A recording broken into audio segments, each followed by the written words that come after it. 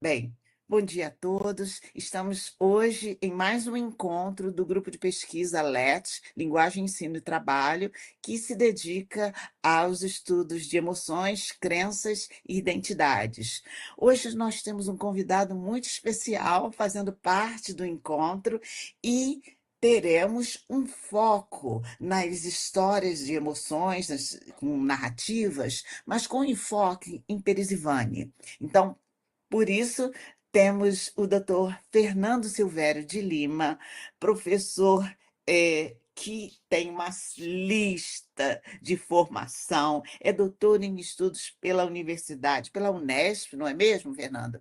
E fez o mestrado com a professora Ana Maria Ferreira Barcelos. Além disso, esteve na Universidade de San Diego, estudando Vygotsky de forma mais profundamente, e eu fiquei recentemente sabendo que o pós-doc dele foi realizado aqui no Rio de Janeiro, na UFRJ. Fernando fez o estágio doutoral eu sei que é na Universidade de San Diego. Fernando, se você puder falar um pouquinho sobre isso, e em seguida você pode, já tomando turno, ir à frente e começar a nossa apresentação. Lembrando que Fernando terá 45 a 50 minutos para expor, apresentar seu texto, e em seguida nós passaremos para a nossa conversa sobre o texto. Tá bom, Fernando? Muito obrigada por estar conosco. Seja muito bem-vindo. Agora é com Obrigado, você. obrigado, Gisele. Obrigado, pessoal. Em primeiro lugar, quero agradecer pela oportunidade, pelo espaço e pelo convite. Estou muito contente de estar aqui e de acompanhar as atividades do grupo, né? Que eu estava vendo as temáticas que vocês estavam desenvolvendo e fico muito feliz com o espaço, né? De estar aqui falando um pouco da pesquisa que eu tenho desenvolvido nos últimos anos, né? Então, vou me apresentar rapidamente, né? Meu nome é Fernando Lima, eu sou professor na área de língua inglesa e linguística aplicada na Universidade Federal de Ouro Preto, atuo no campus de Mariana, e em diálogo, né, com as temáticas que vocês têm desenvolvido sobre emoções, sobre identidade, eu recebo esse convite, né, de forma muito contente de conversar e dialogar com vocês sobre esse artigo, né, que tem o mesmo título da apresentação, que é sobre quando decidi fazer letras, Perizivane e trajetórias narrativas, que tem sido o foco, né, do projeto de pesquisa mais amplo que eu tenho desenvolvido vinculado ao programa de pós-graduação em letras da Federal de Ouro Preto, o qual eu atuo na orientação de iniciação científica e de mestrado, e aqui a gente faz um recorte nesse artigo de alguns dos dados de um corpus mais amplo que a gente vem trabalhando aí desde 2021. Né? Então, pode passar, por favor, o primeiro slide. Então, aqui tem algumas orientações, né, sobre o projeto mais amplo. Então, aqui a gente tem o Instagram da nossa oficina de pesquisa, né, que é a nossa rede social de divulgação dos trabalhos, das atividades que a gente faz. O nosso trabalho está vinculado ao grupo de pesquisa linguística aplicada e estudos históricos culturais, né, que é o LAEHC, cadastrado no CNPq, e eu desenvolvo também trabalhos na área da extensão no programa de linguística aplicada da Universidade Federal de Ouro Preto.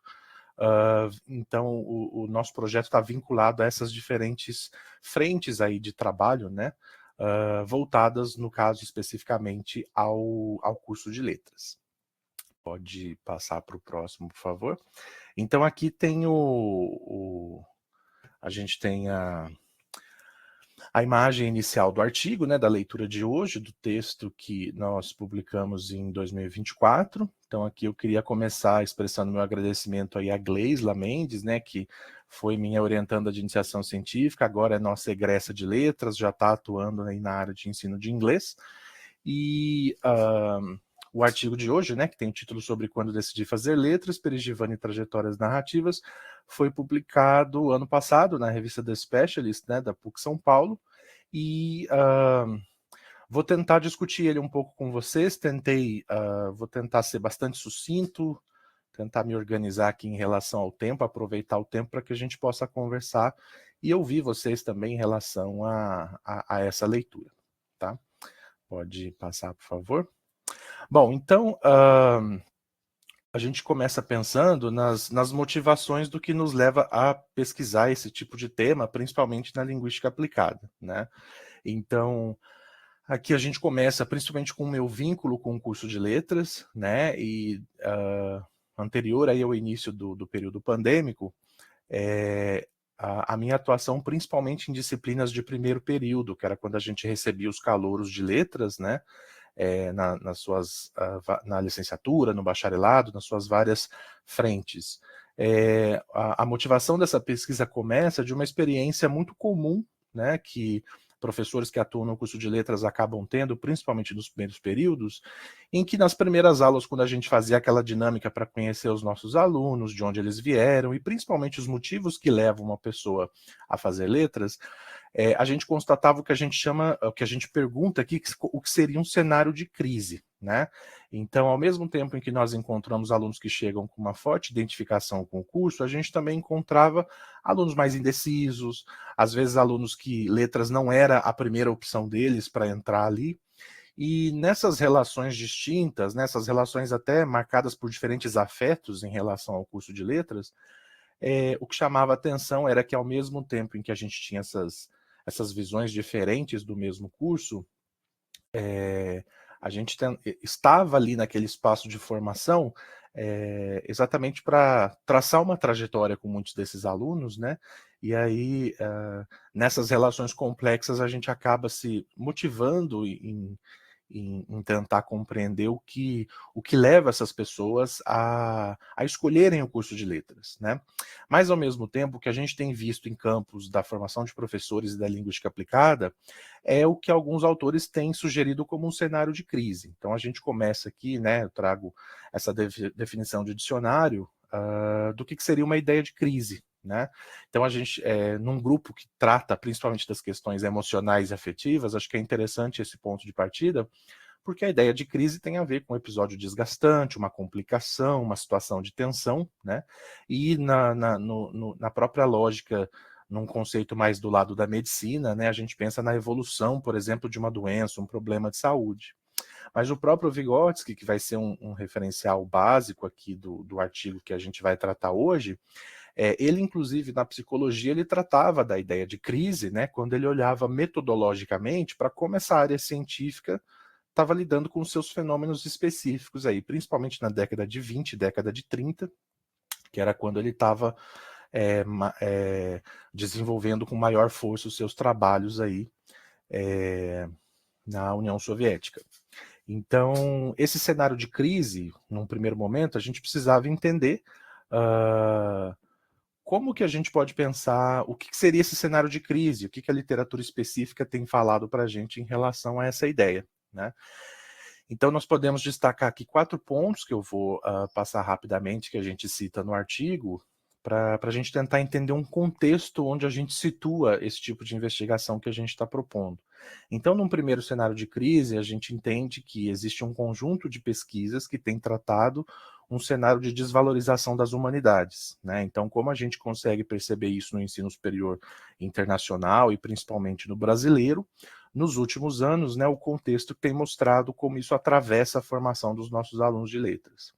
O segundo ponto é a crise das licenciaturas, né, que esse é um conceito que tem sido bastante discutido no campo de formação de professores, para entender quais as contradições que existem nesse cenário hoje de formar professores entre a demanda do mercado de trabalho, os problemas de evasão, né, que é o terceiro item aqui, que é a evasão no curso de letras, que é uma temática que tem aumentado bastante nos últimos anos, de pesquisas tentando entender o que acontece dentro do curso de letras, em que a gente tem uma entrada de alunos todos os semestres nas nossas universidades, mas por algum motivo as taxas de formação têm diminuído bastante e as taxas de permanência nos cursos de formação acabam sendo afetadas. A experiência pandêmica aumentou isso, então a gente está tentando entender agora os impactos disso na formação. E, por fim, né, o quarto item, o apagão de professores, que é um fenômeno que tem sido discutido nos últimos anos, que são algumas pesquisas que, apesar de terem um caráter de previsão, né, como se estivessem fazendo uma previsão no futuro, elas estimam, nesse cenário de crise, que ainda que a gente tenha e que a gente vá ter vagas no mercado de trabalho, o que acontece é que esses problemas que estão sido elencados aqui anteriormente, eles colaboram com esse cenário de um possível apagão, ou seja, uma falta de professores, principalmente na educação básica, que nas estimativas aí estão previstas para o início da próxima década. Então pode passar, por favor. Então a gente começa no primeiro item, que é a desvalorização das humanidades, né? Então aqui eu faço um recorte principalmente em notícias do ano de 2019 no Brasil, onde a gente tinha nesse cenário, então, diversas reportagens que tratavam sobre esse foco na questão das humanidades, nos cortes financeiros que aconteceram nas universidades, né? Aqui a gente tem uma fala de um dos ex-ministros da Educação no Brasil, focando especificamente o tipo de formação que não se queria, né, naquele período.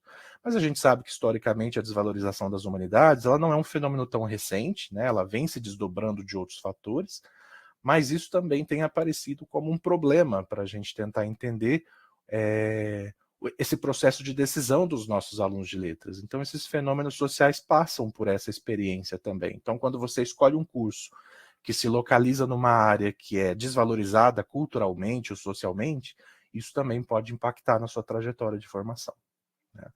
Então, próximo ponto, por favor, a crise das licenciaturas.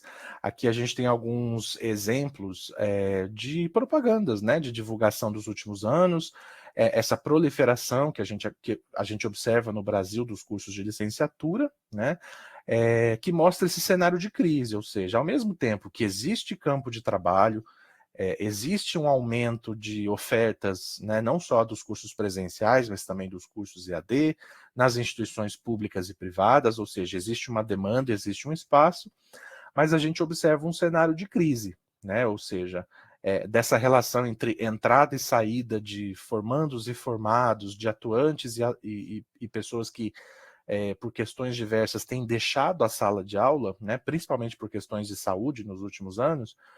Nós temos visto, então, que a crise das licenciaturas tem atravessado e impactado de forma muito grande os cursos de letras, quando a gente observa e compara, por exemplo, os índices de entrada nos nossos cursos de graduação e os índices de saída, né? Então, aqui a gente tem, por exemplo, como é que a gente pode entender esse cenário, né, de dissecar essa crise e tudo isso para entender onde é que a gente ainda vai chegar com o nosso estudo, né? Então, a gente percebe um esvaziamento dos cursos de licenciatura nessa relação de entrada e saída, né?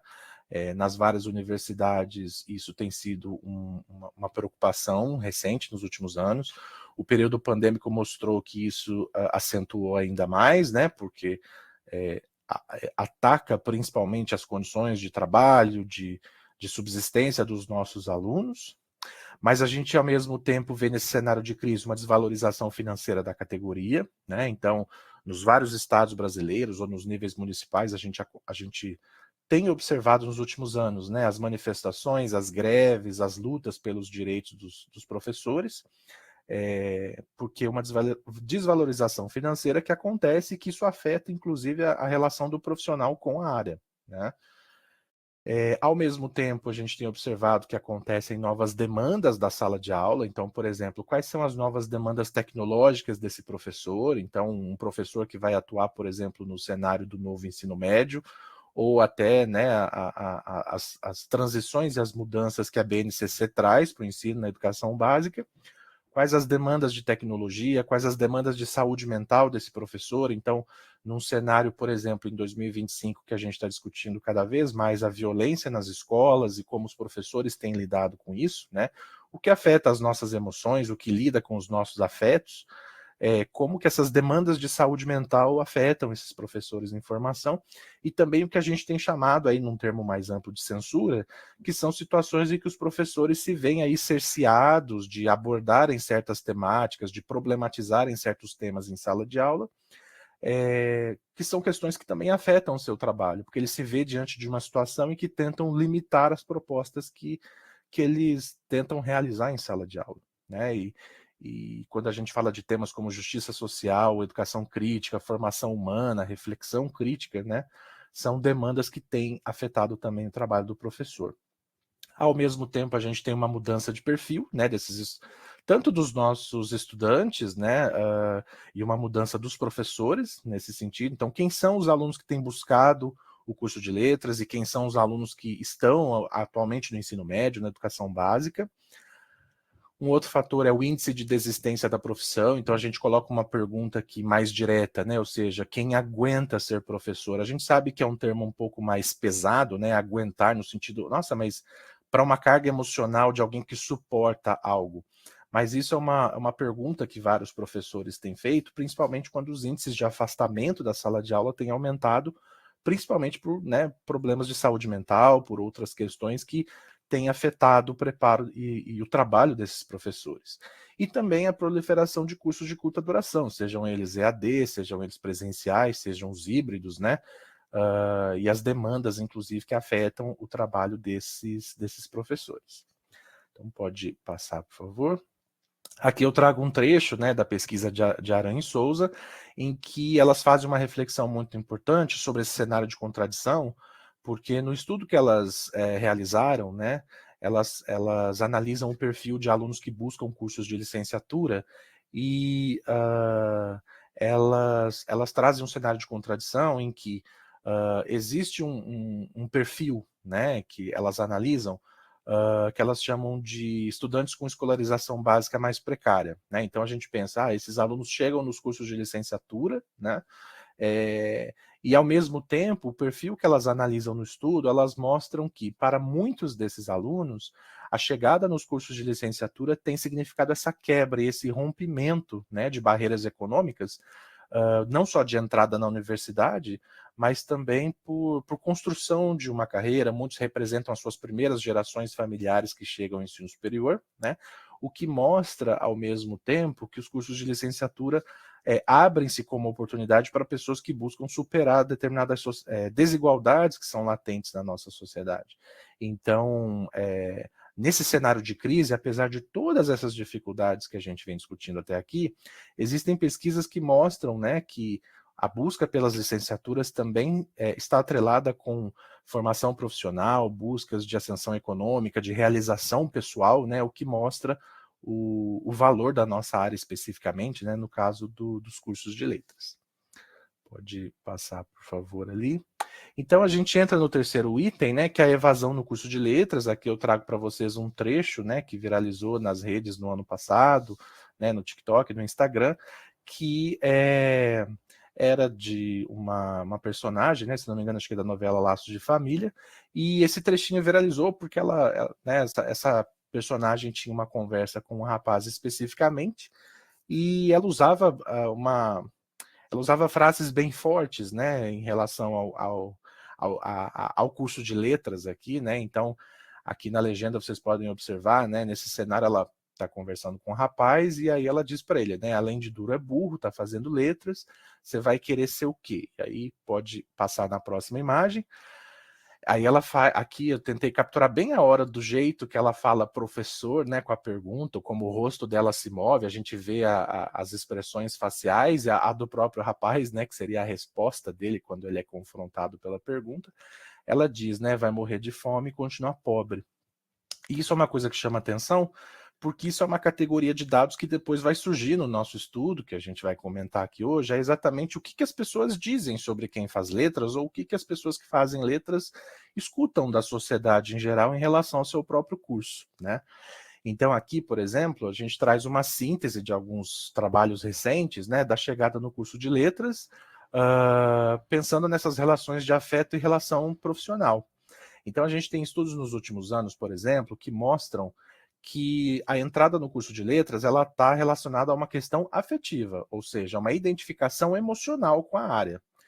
Então, isso traz um potencial muito grande, porque a gente pensa na realização profissional, um senso de propósito, ou seja, pessoas que buscam um curso de letras não é diretamente pelo retorno financeiro ou pelo status social, mas porque elas têm um sentido de propósito. E esse propósito a gente observa em algumas pesquisas que está relacionado aos afetos, né? Ou seja, o que as pessoas sentem, as memórias afetivas que elas têm. Ao mesmo tempo, mostra, por exemplo, que não existe uma ingenuidade dos alunos de letras, ou seja, eles têm consciência da desvalorização financeira da escolha que eles fizeram no ensino superior. E isso pode ser uma motivação, inclusive, para reivindicar seus direitos, né, para lutar na sociedade. Mas, ao mesmo tempo, a gente observa um desprestígio social, então isso é uma questão discursiva muito forte, né? Antes da entrada no curso, ou seja, quando um aluno conta para alguém, eu vou fazer letras, né? Quais histórias os nossos alunos de letras têm contado para a gente sobre o que eles ouvem na sociedade, né? E, ao mesmo tempo, a gente tem observado nesse cenário de desilusão com o curso que, dos vários desafios que têm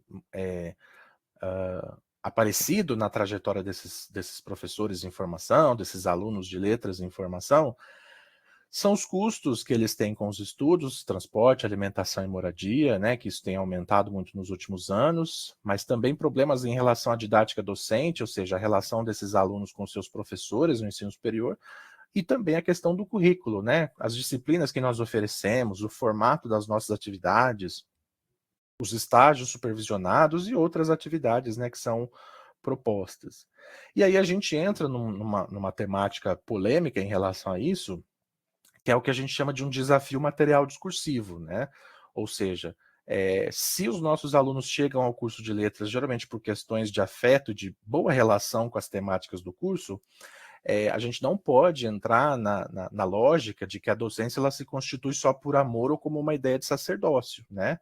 Então, é o que a gente sempre fala com os nossos alunos, o professor paga boleto, o professor faz parte de uma sociedade que exige dele, né, que ele venda suas horas de trabalho e que ele lute pelos seus direitos para ser reconhecido em relação a isso, né? Então, a gente tem algumas pesquisas que têm mostrado sobre o que eles chamam de baixo valor do diploma de professor, né? Ou seja, é um diploma de ensino superior, mas existe uma desvalorização de uma compensação de trabalho, né? Mas também essas relações entre um bem econômico, que seria o salário, e um bem simbólico, que é o prestígio. E a gente vê que o prestígio do professor na sociedade a cada vez mais vem sendo atacado, né? E isso impacta aqueles que estão desde o início do curso, né? Que ainda estão naquele processo de identificação, aquela identidade que está ali fragmentada, né? E se constituindo como profissional de letras, né? Então pode passar, por favor. E o quarto e último item é o cenário do apagão de professores, né? Que é essas pesquisas que têm sido divulgadas desde 2022, que fazem essas previsões, em que eles estimam que, considerando a quantidade de professores que se formam todos os anos, comparado ao índice de professores que estão em atuação nas escolas regulares brasileiras, e aqueles que eventualmente se afastam, se aposentam, ou que deixam a docência, né? Ou seja, uma desistência mesmo da carreira, entram em outras áreas, vão fazer outra graduação. A lógica de um apagão de professores é o cenário mais contraditório que a gente tem, porque ainda que exista campo de trabalho, a gente não está tendo a gente não está entregando, digamos assim, para o mercado de trabalho esses professores numa quantidade suficiente para a quantidade de salas de aula que a gente tem. A questão pandêmica, ela veio, muitas pessoas acreditavam que talvez isso seria o grande momento do abraço da tecnologia, ou de que a educação à distância, ou que isso seria, por exemplo, a diminuição do protagonismo do professor na sala de aula, mas isso também mostrou que o retorno à sala de aula mostrou que nessas interações sociais presenciais, isso também ainda é muito valorizado, e a escola ainda faz esse diferencial na formação, né? Então, pode passar, por favor, o próximo. Então, dado esse contexto, a gente chega na lógica, né, na ideia do conceito de Perigivani. Então, considerando essa relação que a gente tinha com os alunos de letras e esses cenários de contradição, para tentar entender o que motiva essas pessoas a buscarem um curso em que, historicamente e socialmente, ele tem sido bombardeado com todos esses problemas, né, digamos assim. E aí, né, como vocês aqui no grupo sabem bastante, a questão afetiva e emocional, ela tem tomado um espaço muito importante, ela conquistou um espaço muito importante na linguística aplicada das últimas décadas, porque ela olha para os processos subjetivos das pessoas, né? Então, até nas problematizações que a gente faz sobre o tipo de pesquisa e como que nós olhamos para os nossos sujeitos, as pesquisas sobre emoção e sobre afetividade, elas ganharam esse espaço na linguística aplicada por conta da riqueza de detalhes e da complexidade que ela traz para a gente entender as relações humanas. Então, a gente não pode partir dos seres humanos como estereótipos básicos, né? Mas como categorias, como seres complexos, né?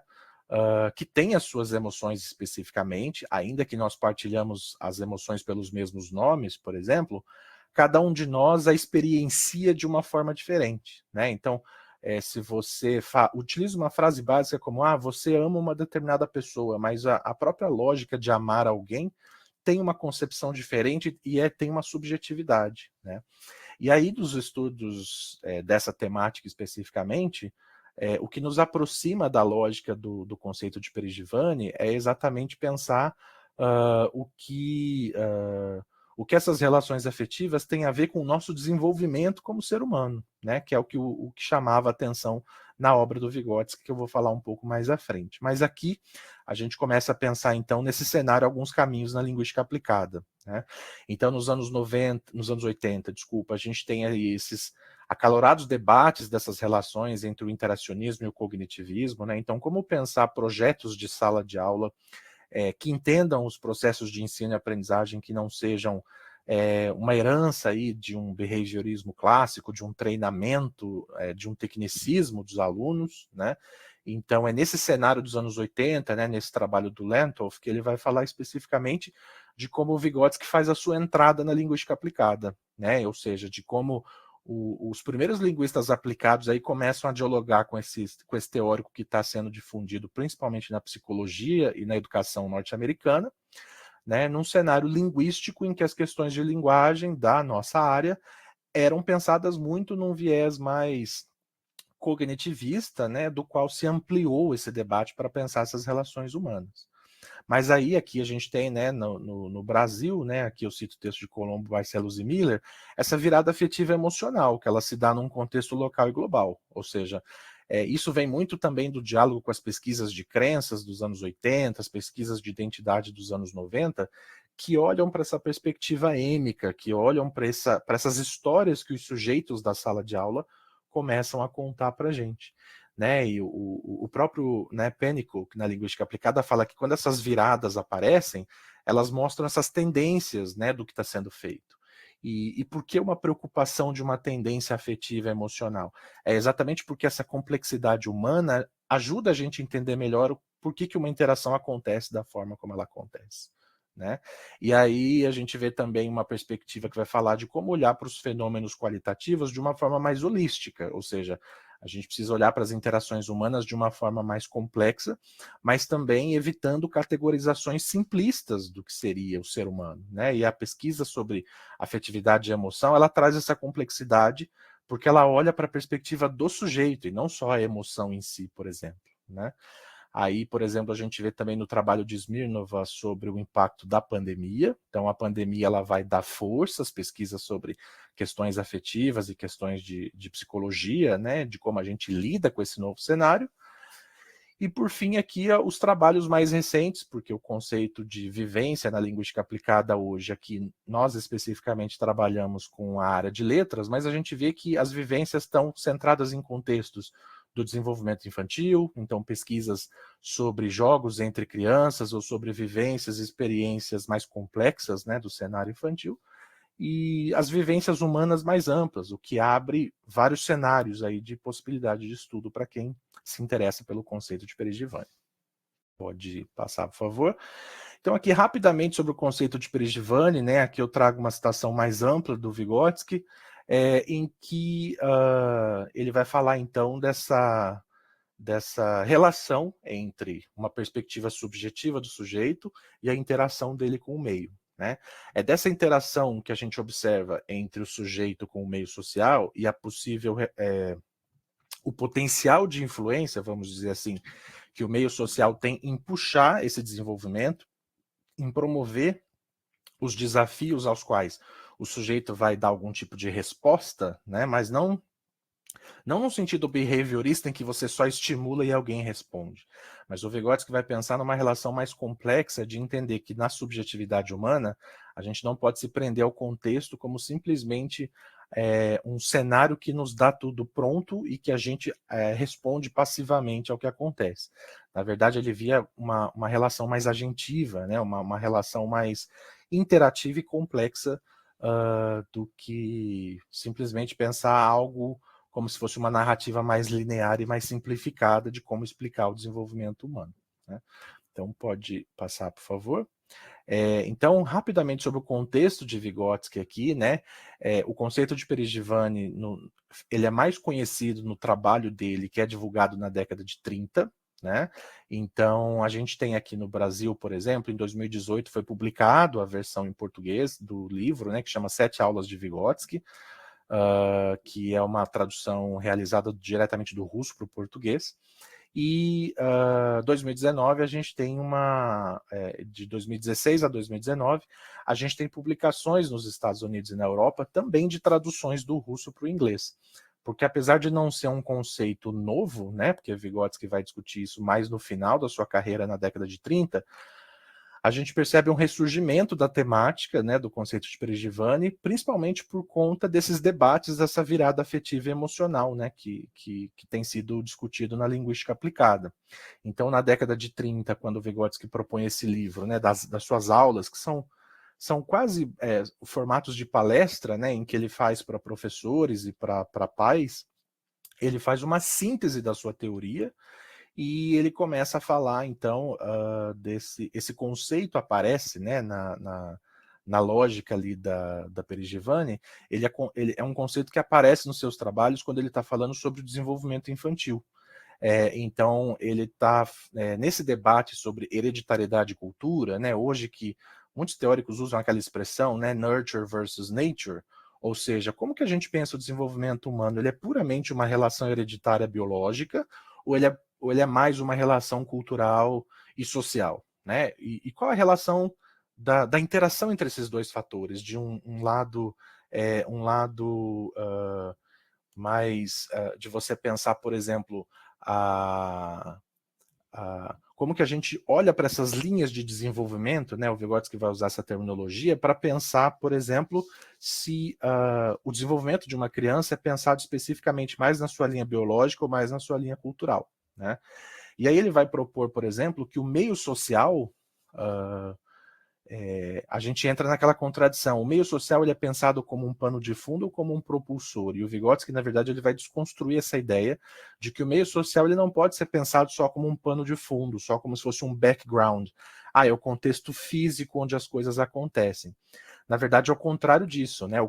A ideia de meio social, e isso a gente traz, inclusive, do próprio campo da linguagem, é pensar que os contextos, por mais que eles aconteçam em momentos históricos, eles não são situações dadas e prontas, mas os contextos são sempre construídos, negociados e renegociados.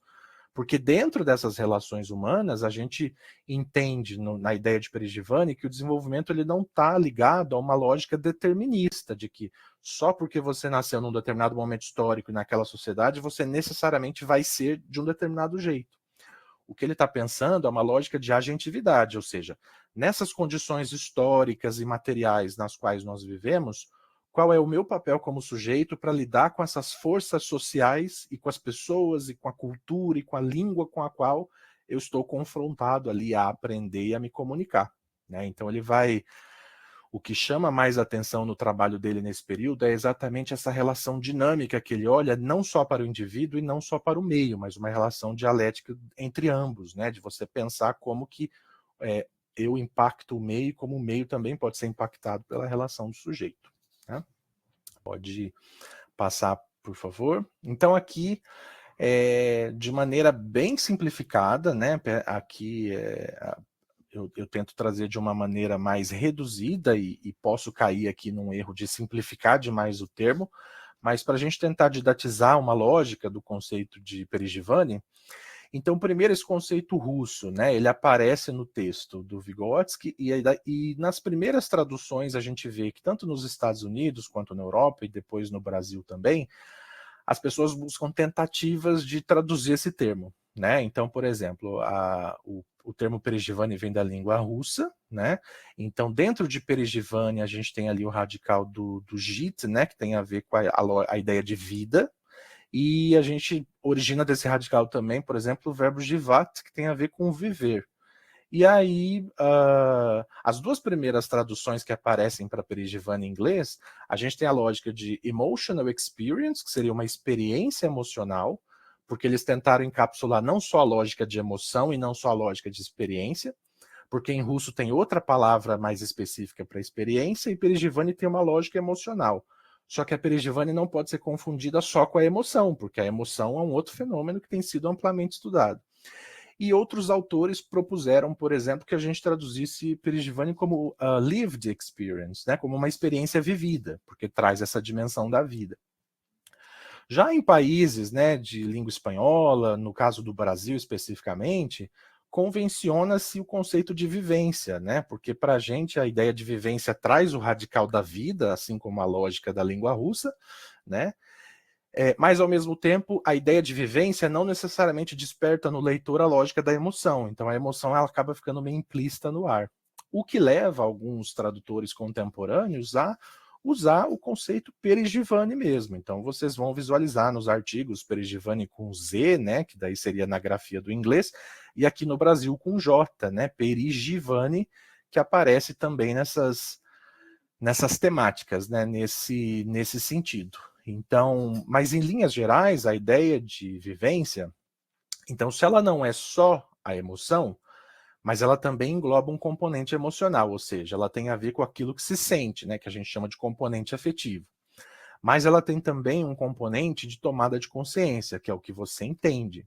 E ela tem ainda um outro componente que lida com a interação do sujeito, que é o que ou como isso nos impacta. Então, nessas três relações, né, na ideia do conceito de vivência, quando o Vygotsky propõe, olha, para você entender o desenvolvimento infantil, você tem que olhar as vivências desse sujeito, né, no caso das crianças, é uma relação em que o desenvolvimento ele passa, né, por um componente afetivo, ou seja, as experiências de maior impacto na vida do sujeito, elas lidam com afetos e emoções e percepções que a pessoa tem do que está acontecendo, mas não só aquilo que a gente sente, mas uma tomada de consciência, ou seja, quais são as construções de sentido, ele vai usar esse termo, né, uma outra categoria que o Vygotsky vai trabalhar mais ao final da vida, que aqui no Brasil a gente conhece no livro Pensamento e Linguagem, são os conceitos de sentido e significado, né? Mas de maneira mais geral, quando a gente fala de uma tomada de consciência, tem a ver com esse sentido, né, que ele traz. E como isso nos impacta. Então, só para passar bem rapidamente, o exemplo clássico que ele dá nessa palestra, nessa quarta aula, é o exemplo que ele dá da clínica onde eles atuavam e faziam os experimentos. Eles contam um exemplo de 3 irmãos que foram levados para essa clínica, que apresentavam problemas e dificuldades relacionadas à sua saúde mental, porque ele conta essa passagem rapidamente, né? Então eram 3 crianças, filhos de uma mãe que tinha problemas com álcool e ela tinha algum adoecimento mental específico que não é determinado no texto, né?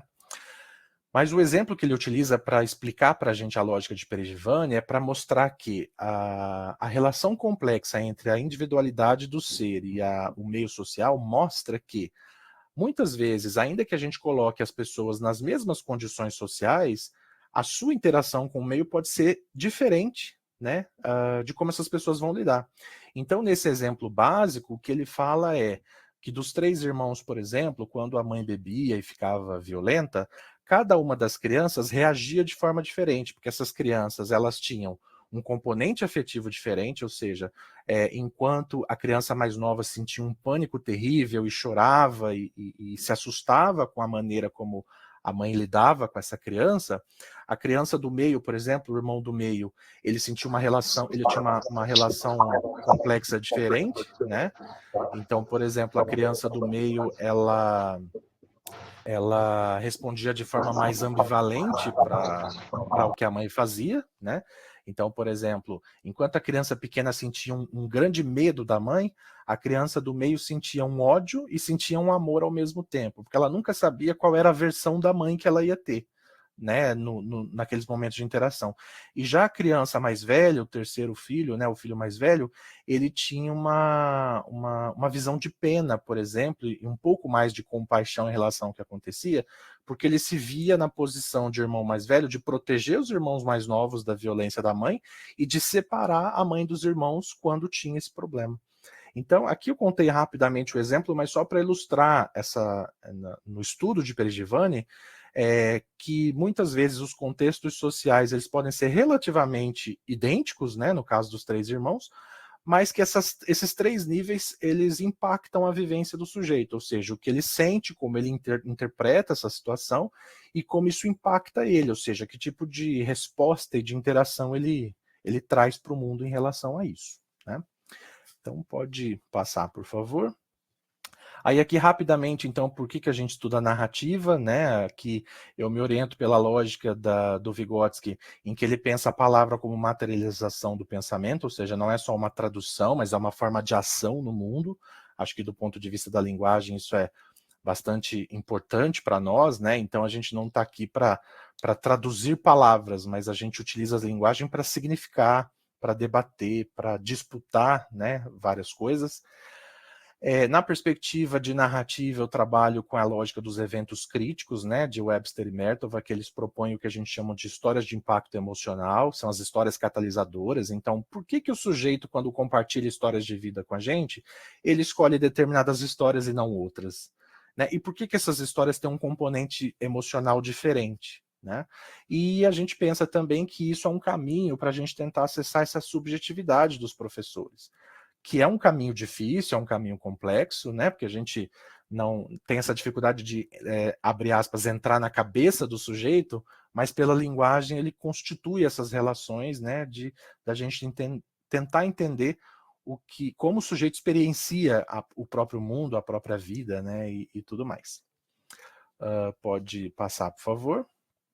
Então aqui, caminhando já para os minutos finais, eu trago uma síntese dos resultados, né? Porque no artigo a gente conta 4 histórias de 4 alunos de letras, né? Que são nomes fictícios.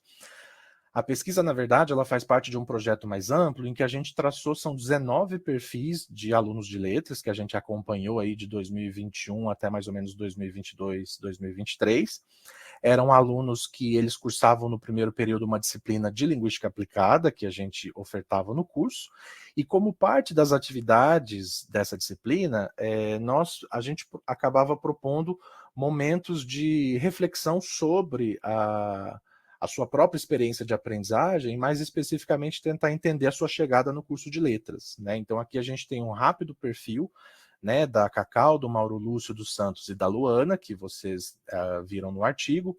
Todos eles aí, né, nascidos no início dos anos 2000, então são relativamente jovens, né? Alunos de tradução, português e de inglês. Todos têm uma relação muito próxima com a leitura e com a aprendizagem de línguas, então a gente já vê essas relações afetivas muito estabelecidas desde o começo. Então são pessoas que vão contar como é que elas aprenderam inglês. As emoções estão todas permeadas nas memórias de aprendizagem, né? Mas ao mesmo tempo a gente vê uma relação interessante sobre, principalmente no caso dos alunos de línguas, o tipo de relação afetiva que eles constroem com a língua inglesa, né? Então a gente vê, no caso, por exemplo, de 2 dos sujeitos da pesquisa, 2 dos participantes, que eles retratam a aprendizagem de língua inglesa como uma válvula de escape da realidade. Então eles estavam lidando com questões pessoais, questões de identidade, de sexualidade, em que eles usavam a língua inglesa para escapar de toda essa dificuldade que o mundo trazia, para tentar criar um mundo pessoal, né? E isso acaba se tornando parte da escolha que eles fazem depois para estudar letras, né? Que é, no caso de uma das alunas, que é a Cacau, é alguém que começa a trabalhar com traduções informais na internet, né? Uma coisa assim, ela lidava com uma determinada fanbase, ela traduzia legendas e fanfics, e isso leva ela para um lado profissional, né? De buscar no curso de letras a tradução. E o mais interessante aqui no último item também é que os 4 alunos, eles reportam nas suas narrativas o descaso e o desprezo que eles ouvem de determinadas pessoas, sejam eles familiares, amigos ou até ex-professores, né, da educação básica, sobre a decisão de fazer letras, ou seja, são pessoas que chegam no curso superior com histórias muito tristes, digamos assim, de falta de suporte, né, da escolha de um ensino superior. Então pode passar, por favor. E aqui eu faço então uma síntese, né, dessas discussões que a gente apresenta no artigo, nas 4 histórias que a gente apresenta, é que a gente percebe então, né, nessa geração dos anos 2000, né, a gente percebe uma maior presença de língua inglesa nas narrativas e o acesso tecnológico está muito marcado na experiência subjetiva desses alunos, né, que já tinham conexões um pouco melhores de internet, já tinham mais acesso à língua inglesa. Nós percebemos relações afetivas com o campo da linguagem, ou seja, são pessoas que elas citam na sua escolha pelo curso de letras relações, por exemplo, com a aprendizagem de línguas ou com a escrita, com a leitura, são ávidos leitores, né? Então essa dimensão afetiva ela é muito forte, porque ela traz o aluno para o curso de letras na expectativa de que isso possa ser prolongado, né? Ou seja, novas vivências vão ser estabelecidas dentro do curso. A gente percebe nas narrativas que a Perigivane, né, a vivência desses alunos de letras, ela é atravessada pelo impacto do outro e dos seus afetos, ou seja, voltando na lógica vigotskiana, que não é só o sujeito e não é só o meio, mas é a relação de influência e de impacto dessa interação. Então as histórias são atravessadas pelo outro, principalmente na perspectiva do outro sobre, mas por que você vai fazer letras? Ou o que eu acho que você deveria estar fazendo, né, quando a gente vê os exemplos ali.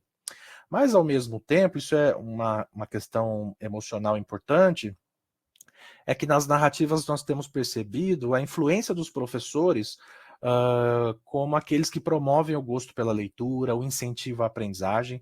Então, em linhas gerais, os professores que esses alunos de letras tiveram trazem uma influência importante na experiência de aprendizagem, né? Ou seja, as pessoas que querem se tornar professores porque trazem na sua experiência de aprendizagem memórias de bons professores que tiveram.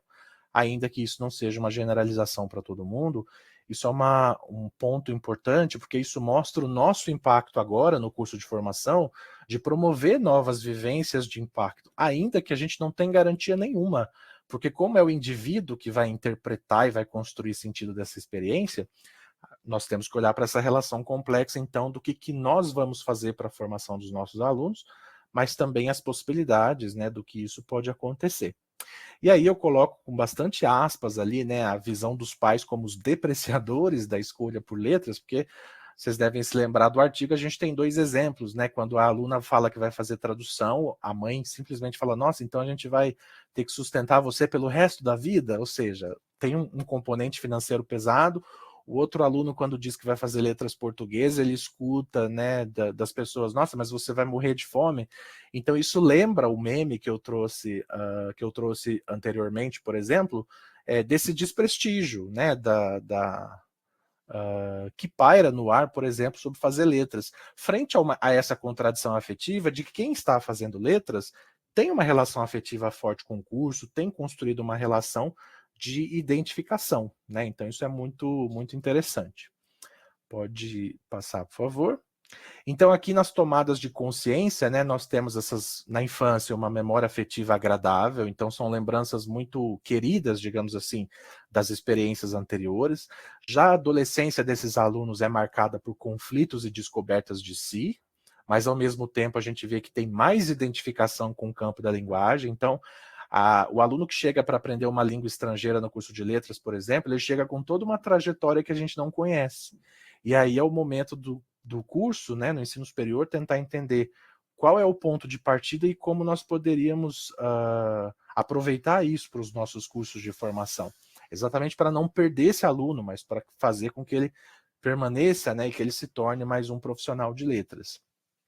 Mas o mais interessante nessas tomadas de consciência, voltando à lógica da Perigivane, é que a gente observa que esses alunos eles respondem aos 2 tipos de afeto, né? Ou seja, o que eu quero, o que eu vou fazer. Ainda que exista uma identificação pelo curso, uma relação emocional, ou seja, eu gosto da área, eu me identifico com a área, essas pessoas são confrontadas com um cenário em que elas escutam coisas que seriam desmotivadoras para a escolha, né? Então, uma das alunas, por exemplo, no artigo comenta: meu pai queria que eu fizesse engenharia, que eu fizesse direito, que eu fosse médica. Então, são relações afetivas que atravessam a vivência desses sujeitos, mas, ao mesmo tempo, a gente vê que esses sujeitos têm uma agentividade, eles respondem para o mundo, né? O apesar de, né? Então, pode passar, por favor. Que a gente pensa, então, como isso nos impacta, né? Caminhando aqui para a conclusão. Primeiro, é o entendimento de uma influência não determinista do meio, né? Então, por exemplo, quando eu citei anteriormente, apesar dos pesares, apesar de tudo que esses alunos trazem na sua trajetória, de visões, por exemplo, depreciativas do curso de letras, todos eles optaram por fazer letras, todos eles tomaram essa decisão. Então, na sua vivência, a gente não pode interpretar que a relação de influência ela seria puramente determinista, ou seja, só porque eu vivo num país onde as pessoas dizem que eu não devo fazer letras porque não dá um retorno financeiro, que necessariamente eu vou desistir e não vou fazer letras. Na verdade, a gente vê uma agentividade dos participantes da pesquisa, porque apesar dessa consciência das dificuldades da área, eles estão ali dispostos e engajados, né, a aprender e a se formar, que é o que a gente chama, né, de escolha por fazer letras, mesmo em face dessa desaprovação, desses outros afetos, né, que os atravessam. Mas aí a gente pensa então o próximo passo, né, que é construir mais identificação e passar por novas vivências. E aí vem uma das implicações, pode passar para o próximo slide, por favor, que é quais as vivências as nossas disciplinas podem promover. Então, aqui num grupo de pesquisa que vocês estão estudando diferentes textos, né, a gente pensa qual o impacto da formação que nós estamos tendo no ensino superior, né? Mas nós, como formadores de professores, ou nós professores nas nossas salas de aula, na educação básica, no ensino médio, qual é o impacto das nossas ações, dos nossos discursos e da nossa didática? Será que nós vamos aparecer nas narrativas dos nossos alunos no futuro, para bem ou para mal? Quais afetos e quais vivências nós impactamos os nossos alunos? No nosso caso da formação de professores, aí a gente tem que pensar como que os nossos currículos podem integrar essas experiências pessoais. Porque se a gente está lidando num cenário em que a evasão é um problema sério no curso de letras, a gente precisa repensar constantemente o que fazemos nos nossos cursos que poderiam talvez, quais coisas poderíamos fazer para tentar lidar com esse problema e de tentar buscar mais permanência desses profissionais. Né? E por fim, como que a gente pensa a vivência, a Perigivani, com outros campos de pesquisa. Então, o que me deixa muito contente, né, nesse espaço de discussão, é ver que num grupo que está centrado nas questões de emoção, de identidade, é ver que a gente pode buscar esse diálogo, né? Então, por exemplo, o que nós que estudamos o conceito de Perigivani podemos perceber nas pesquisas que vocês desenvolvem sobre emoções ou sobre identidade, exatamente essas complexidades que nos ajudam a entender como as pessoas estão configurando a sua experiência. Nesse caso aqui, a de fazer letras.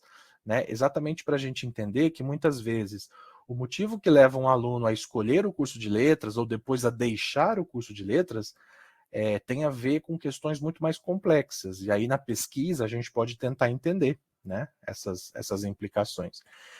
E para dizer também que o conceito aqui, ainda que a gente está falando especificamente sobre as vivências dos alunos de letras, que futuramente a gente possa pensar outras vivências também, vivências de professores em atividade no momento, né? Como eu falei anteriormente, a gente tem pesquisas de Perigivani no contexto infantil, em outros contextos da vida que são atravessadas por situações mais dramáticas. Então, por exemplo, a gente tem pesquisas, por exemplo, que lidam sobre a vivência do luto, né? Como é que é a Perigivani do luto? Como é que uma pessoa passa por essa experiência, o que ela sente, como ela lida e como ela responde. Então a gente vê que é um conceito que ele está em construção, digamos assim, porque como o Vygotsky morre prematuramente, né? Aos 37 anos, 36, 37, 1934, é um conceito inacabado, ao qual a gente vê que vários autores têm resgatado nos últimos anos. Isso tem gerado disputas e debates que são muito ricos, porque a gente tenta avançar na discussão, né? Mas eu acho que isso contribui muito ao que a gente falou anteriormente dessa virada afetiva, de você olhar para as subjetividades de um ponto mais específico, né? Pode passar, por favor. Então aqui eu agradeço, deixo o meu contato, né, e fazer só uma pequena divulgação, né, o próximo artigo aqui que escrevi com a Gleisla também, que foi coautora do artigo, a gente faz uma continuação da história desses 4 alunos, né, esse artigo vai sair esse ano, então nesse primeiro artigo que vocês leram aqui hoje, a gente discute a chegada desses alunos no curso de letras, as vivências anteriores. Nesse artigo específico, a gente analisa a Perigivani dos alunos ao cursar uma disciplina de linguística aplicada, ou seja, quais as provocações que a disciplina fez para eles ao longo de um semestre, para a gente tentar entender, será que essa identificação com o curso de letras, ela continua depois do primeiro semestre da faculdade, ela diminui, ela é desafiada, né? Então a gente tenta seguir nessa trajetória narrativa para pensar as novas vivências, nas novas experiências emocionais desses alunos no curso de letras, tá? Então, por fim, tem as referências no último slide, está bem pequenininha, mas depois posso passar para vocês se vocês quiserem. E é isso, falei bastante, me empolguei, mas agradeço o espaço, fico aqui atento para escutar vocês agora e agradeço mais uma vez. Bem, Fernando, eu que em nome do grupo agradeço por você ter nos proporcionado essa fala tão eloquente, tão atraente, com tantas informações específicas que gerou algumas inquietações durante a nossa leitura e que vai nos dar a oportunidade agora de dialogar com você. Então, eu quero ver se tem alguém do grupo já para começar, ou pode optar por falar ou digitar a pergunta. Inês, pode falar, Inês. Não digite, Inês. Não, estava digitando que achei excelente. Então, já que você Ah, me convidou para falar, tenho duas coisas que eu gostaria de comentar. Primeiro, agradecer uma fala tão clara, didática, né? Todo mundo aprende num momento desse, mesmo que conheça os termos e tal, a forma de apresentar e de já sugerir inquietações, né? A gente trabalha com questões, com puzzles, com perguntas instigantes, intrigantes, de acordo com a Gisele. Mas duas coisas que eu adorei, assim, que se destacam para mim na sua apresentação. Uma é aquele ponto que você faz tão bem sobre o Vygotsky, falar da, não sei o termo, mas as singularidades, individualidades, né, da diferença.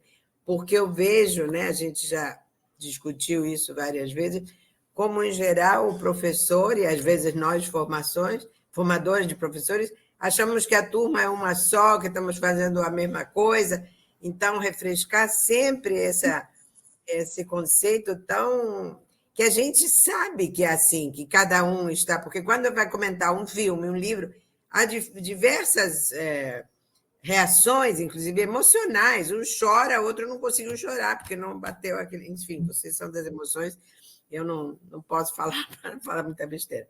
Mas, enfim, essa convivência das diversidades, né, eu acho fundamental da gente lembrar e se lembrar na formação, para que esses professores novos saiam com essa, e já tem saído, acho que muito mais, com mais força. Outra que eu achei genial, e aí acho que posso compartilhar aqui, posso mandar para a Gisele, que é assim, nossa divulgadora nacional, internacional, de tudo que ela tem ao alcance dela, é que essa questão do impacto, da influência, a gente fez, não sei se a Gisele lembra, acho que ela estava no doutorado, não me lembro, mas a gente fez um estudo em 2018 de o que tinha ficado, né, como que consciência os nossos ex-alunos, tanto da PUC do Rio, que eu sou da PUC do Rio, quanto os alunos aí da formação de professores da UERJ, e pegamos 44 professores, que não foi pouco, durante 10, no prazo de 2008 a 2018. Juntamos essas pessoas, houve dois eventos presenciais, acho que me lembro da Gisele, mas enfim. Então, eu acho que a gente poderia, talvez, incentivar mais no Brasil a esses trabalhos de o que ficou, quais foram os impactos no seu dia a dia, né? Perigivane, prática exploratória, e para minha especial satisfação, o que quase todos disseram não consigo planejar minhas aulas sem pensar no aluno. Para mim já foi assim um passo bem adiante, mas no dia a dia a gente continua vendo que é o verbo to be, que não sei o que lá, né? Então é nisso que nós estamos, mas não vou falar muito, senão posso falar. Mas muito obrigada mesmo, a Gisele, a Fernando, pela organização e pelas ideias que você... E já vou mandar a gravação para muitos orientandos também. Obrigada. Sim, olha, daqui a pouco nós colocaremos o link para a lista de presença para que possamos providenciar certificados para todos que estiverem presentes hoje aqui. A Letícia quer fazer uma pergunta, mas antes eu vou fazer um comentário parecido com o que a Inês fez, que, curiosamente, durante a aula da disciplina Emoções que eu ministro na UERJ, no mestrado, essa semana eu falei exatamente sobre isso, que uma aula, se eu tenho 30 alunos em sala, eu terei dado 31 aulas, porque é a minha visão do que é da aula, é a visão de que cada um teve aula. E muito do seu texto remete ao que a gente tem percebido, Fernando. E as características dos aprendizes, a gente vê que mesmo no caso dos seus participantes, eu achei muito interessante a Luana, foi a história que mais chamou minha atenção da luta dela de vir da Colômbia, eu gostei muito. É que mesmo ainda eles tendo vivências diferentes, eles têm pontos de convergência. E esses pontos de convergência que chamam a minha atenção da capacidade do meio estruturar cada indivíduo e o indivíduo, em retorno, passar a estruturar esse meio também. Então, eu gostaria de saber a sua opinião em relação a essa, a minha visão de que com os participantes, eles são estruturados pelo meio, mas eles acabam também estruturando esse meio. Uhum. Se você puder fazer um comentário antes de eu passar para a Letícia. Sim, é uma dos pontos, né, que a gente vê na teoria do Vygotsky, que é exatamente essa relação complexa e interativa do sujeito, né? Então, por exemplo, ele vai utilizar no texto, aqui não deu tempo de falar, mas ele utiliza a metáfora do prisma, né? Então ele diz, por exemplo, que não, quando ele explica a questão do desenvolvimento infantil, ele vai dizer, não é o evento em si que você olha necessariamente como o único propulsor do desenvolvimento, mas é a maneira como esse evento é refratado na consciência do exemplo da criança que ele dá. Então, você não pode, quando você vai fazer o estudo da vivência, né, no conceito que ele vai dizer, a gente não pode isolar os aspectos de uma relação complexa interativa, quando eu tenho a subjetividade, então eu tenho o ser individual ali que está vivendo aquela experiência, que está passando por aquilo, e que ele vai refratar, ele vai construir um sentido do que ele está vivendo. Então, por exemplo, no curso de letras, né, os 4 alunos ali, o ponto de partida em comum deles é estarem todos na mesma sala da mesma universidade, mas agora, como Sim. cada um vai ressignificar aquela experiência, aí é diferente, né? Então, como professores, a gente tem aquela dificuldade. Nossa, mas e como é que eu vou dar conta de preparar, então, 30 aulas diferentes para a mesma turma? Na verdade, a questão o que nos tira um pouco o peso disso, é que a gente prepara uma aula só para a turma toda, mas a riqueza é exatamente quando você integra na capacidade de reflexão dessa turma esses diferentes pontos de vista, né? Então a gente vê quando a professora Inês fala da necessidade de pesquisas longitudinais, né, que observem essas mudanças ao longo do tempo, o que nos chama a atenção é isso, né, do ponto de vista das emoções. Nós ressignificamos as emoções, então o amor ou o ódio que você sente, ou a ansiedade que você experiencia, ela não é a mesma ao longo de toda a vida. E isso é um ponto importante para o Vygotsky, né? Então, por exemplo, uma pessoa pode fazer 2 graduações. A segunda graduação dela não necessariamente vai ser recheada das mesmas vivências que a primeira, porque o nosso grau de consciência da vida é outro, né? Então, acho que é importante olhar essas relações. E deixa eu pedir mais uma coisa. Como nós temos muitos alunos aqui, eu gostaria que você mencionasse, explicasse um pouquinho o que o texto quer dizer quando você aponta, refrata tal experiência. Você poderia falar um pouquinho o que significa refratar, para o entendimento Uhum. de todos? Quando a gente vê, né, naqueles experimentos de escola que a gente aprende a lógica da refração, né, então você tem a luz que atravessa, por exemplo, um diamante, né, no exemplo clássico, Uhum. a gente vê a refração do outro lado, né? Então, por Uhum. exemplo, não necessariamente é a mesma coisa em A si. Então, imagem. exatamente. No exemplo do Vygotsky, o que ele está querendo dizer, de forma mais simplificada, é que é, ao ser refratada a experiência, né, pela consciência do sujeito, isso significa que eu não estou olhando para a experiência em si, sozinha e isolada do sujeito, mas eu estou considerando a dimensão que me atravessa, né? Então eu estou lá no curso de Uhum. letras, estou fazendo a disciplina e estou refletindo sobre as minhas experiências anteriores. O evento que eu vivi, ele pode ser contado de várias perspectivas por várias pessoas, mas o que me interessa aqui, e isso traz bastante a gente de volta para os textos clássicos de pesquisa narrativa, é que, por exemplo, na pesquisa narrativa, a gente não está fazendo julgamento de verdadeiro ou falso, se a história que você está contando ela é real ou não. O que nos interessa, quando você conta uma história para a gente, é olhar como essa história impacta a maneira como você vive a sua vida. Né? Então, a ideia de refratar nesse sentido é que é uma experiência que é atravessada pela minha tomada de consciência, pela minha construção de sentido. Né?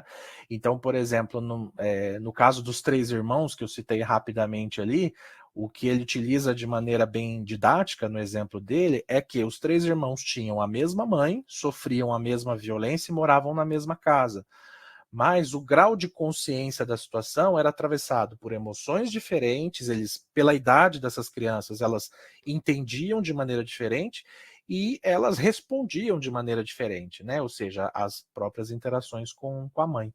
Então é nesse sentido, né? Dessa multiplicidade de como eu, indivíduo, vou interagir com o meio social, que, de novo, não é um meio pronto, mas é uma construção ali entre os envolvidos, né? Tá certo. Obrigada, Fernanda. Letícia, agora já tinha levantado a mão para fazer a pergunta, por favor. Letícia Xavier. Olá, peraí, deixa eu só liberar a câmera aqui. Olá, bom dia, professor Fernando, bom dia, grupo. Primeiramente, eu queria elogiar o texto, eu me identifiquei muito com ele, porque eu estou trabalhando com Prejvani, pesquisa com narrativas visuais na educação infantil. O texto me fez até questionar minha própria trajetória, minha própria decisão em optar por letras, português e inglês na UERJ, que é algo que eu nunca tinha parado para pensar antes, assim, por que eu tomei essas decisões? E é engraçado que muitas coisas que os alunos trouxeram no texto, eu identifiquei em mim também, né, assim, na minha trajetória. Então, é engraçado como que às vezes as respostas que a gente precisa estão no início, né? E tem tudo a ver com o Perejivani. Dito isso, eu tenho uma pergunta. Eu enfrento ainda uma certa dificuldade em ter assim, uma conceituação do que é Perejivani. Né? Eu sei que existem uma mistura de entendimentos, de interpretações, de traduções, e eu travei um pouco numa nota de rodapé, na página 185, quando você traz a definição de subjetividade na nota do rodapé como, deixa eu ver aqui, uma produção específica do sujeito sobre o mundo que é atravessada pelo aspecto emocional e cognitivo, sendo ao mesmo tempo individual e social, né, de acordo com Gonzalez Rey, 2009. De acordo com essa definição, não seria meio que um sinônimo para Prejvani ou não, assim, ou eu viajei? É só para tentar consolidar esse conceito na minha cabeça, porque eu ainda tenho muita dificuldade em explicar o que é Prejvani, se é uma equivalência à subjetividade ou não. Obrigada. Tá. Então, o que acontece é assim, no livro, eu acho que ele até está num dos slides, é um livrinho roxo, que é um livro organizado pelo Fernando Gonzalez Rey, a Marilyn Fleer e o Nikolai Verezov. Eles usam os três termos no título, né? Então eles colocam Perejivani, emoções e subjetividade. Exatamente porque o que acontece? Aqui no Brasil, especificamente, a obra do Fernando Gonzalez Rey, ela focava bastante na lógica do conceito de subjetividade. Então ele tem um conceito de subjetividade que, na verdade, o que os organizadores dessa obra falam, né, é que, como o conceito de Perigivani era um conceito inacabado, quando cada um deles propõe uma direção, eles estão tentando avançar o conceito, e aí eles trazem uma outra dimensão, né? Então, por exemplo, o Gonzalez Rey vai falar da Perigivani, que é o conceito original do Vygotsky, mas ele vai trazer para uma proposta de subjetividade. Então é como se ele tivesse, não necessariamente tratando como sinônimos, mas como se a subjetividade para ele fosse um avanço da discussão, porque ele está trazendo outras teorias no diálogo ali com a teoria da atividade, né, com os outros psicólogos soviéticos. Por outro lado, outros autores já tratam a Perigivani mais ligada com um componente da emoção, né, que é outra categoria e outro conceito. Então, uma resposta mais simplificada que eu poderia te dar nesse momento é assim: o conceito ele é né? Então a Perigivani é um conceito lá que está na obra do Vygotsky, que tem a sua proposta inicial, digamos assim, inacabada, né?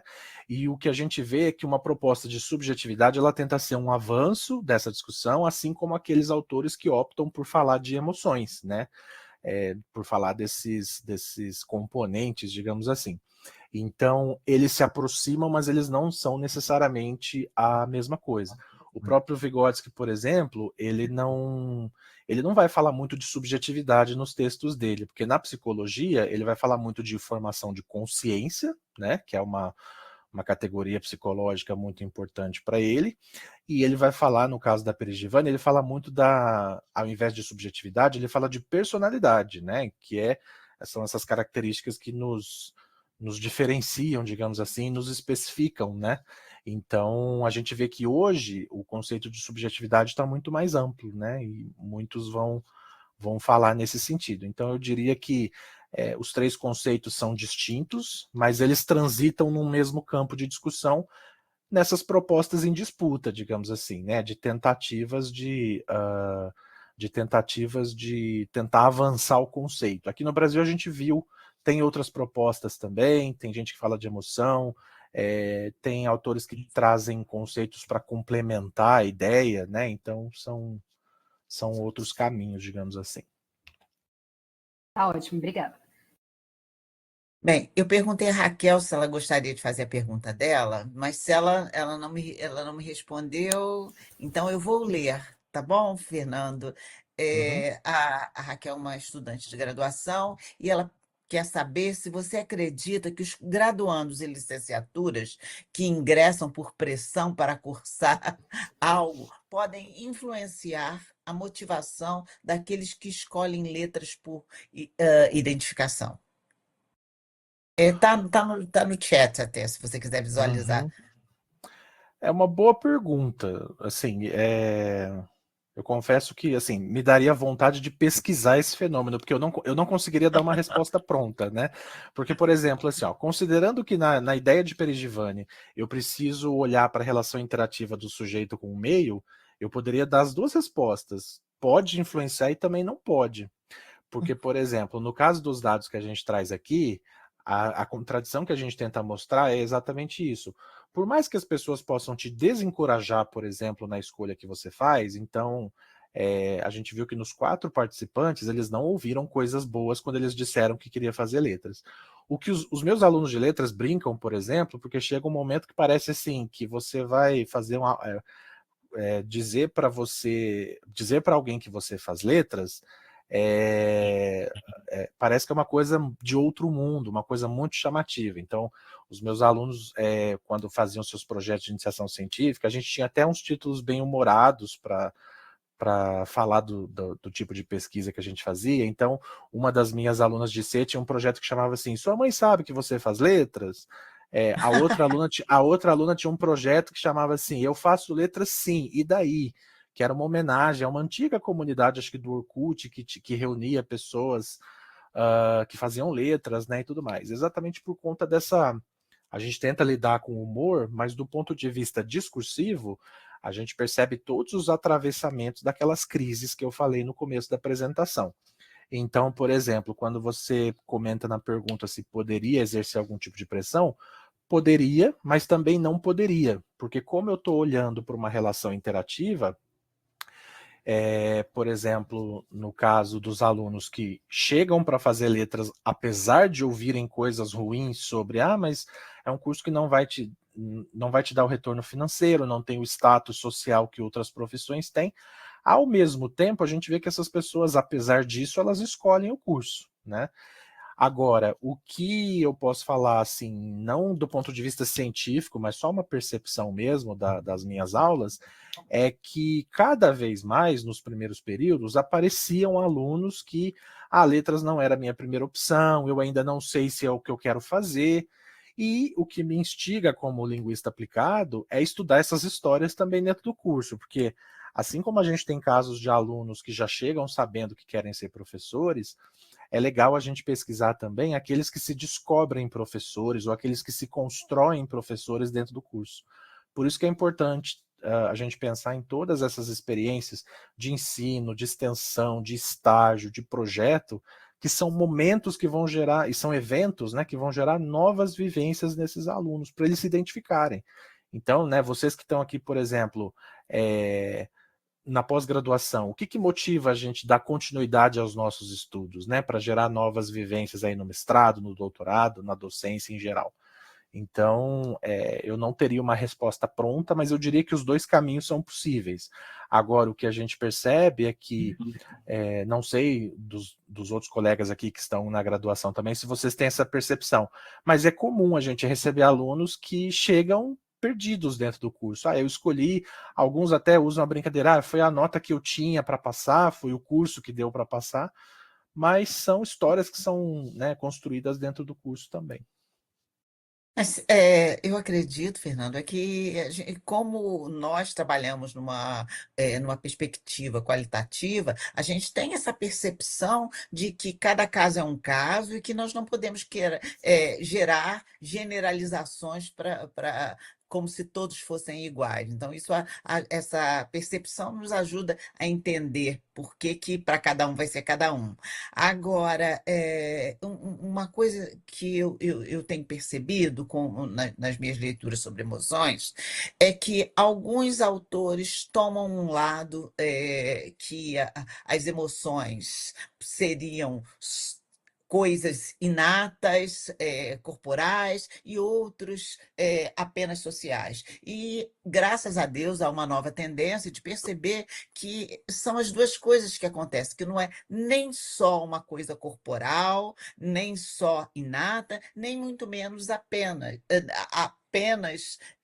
social. Então, essa junção do o que é social e o que é subjetivo e de natureza inata dialogam, têm que estar juntas. Você concorda? Você não concorda com isso?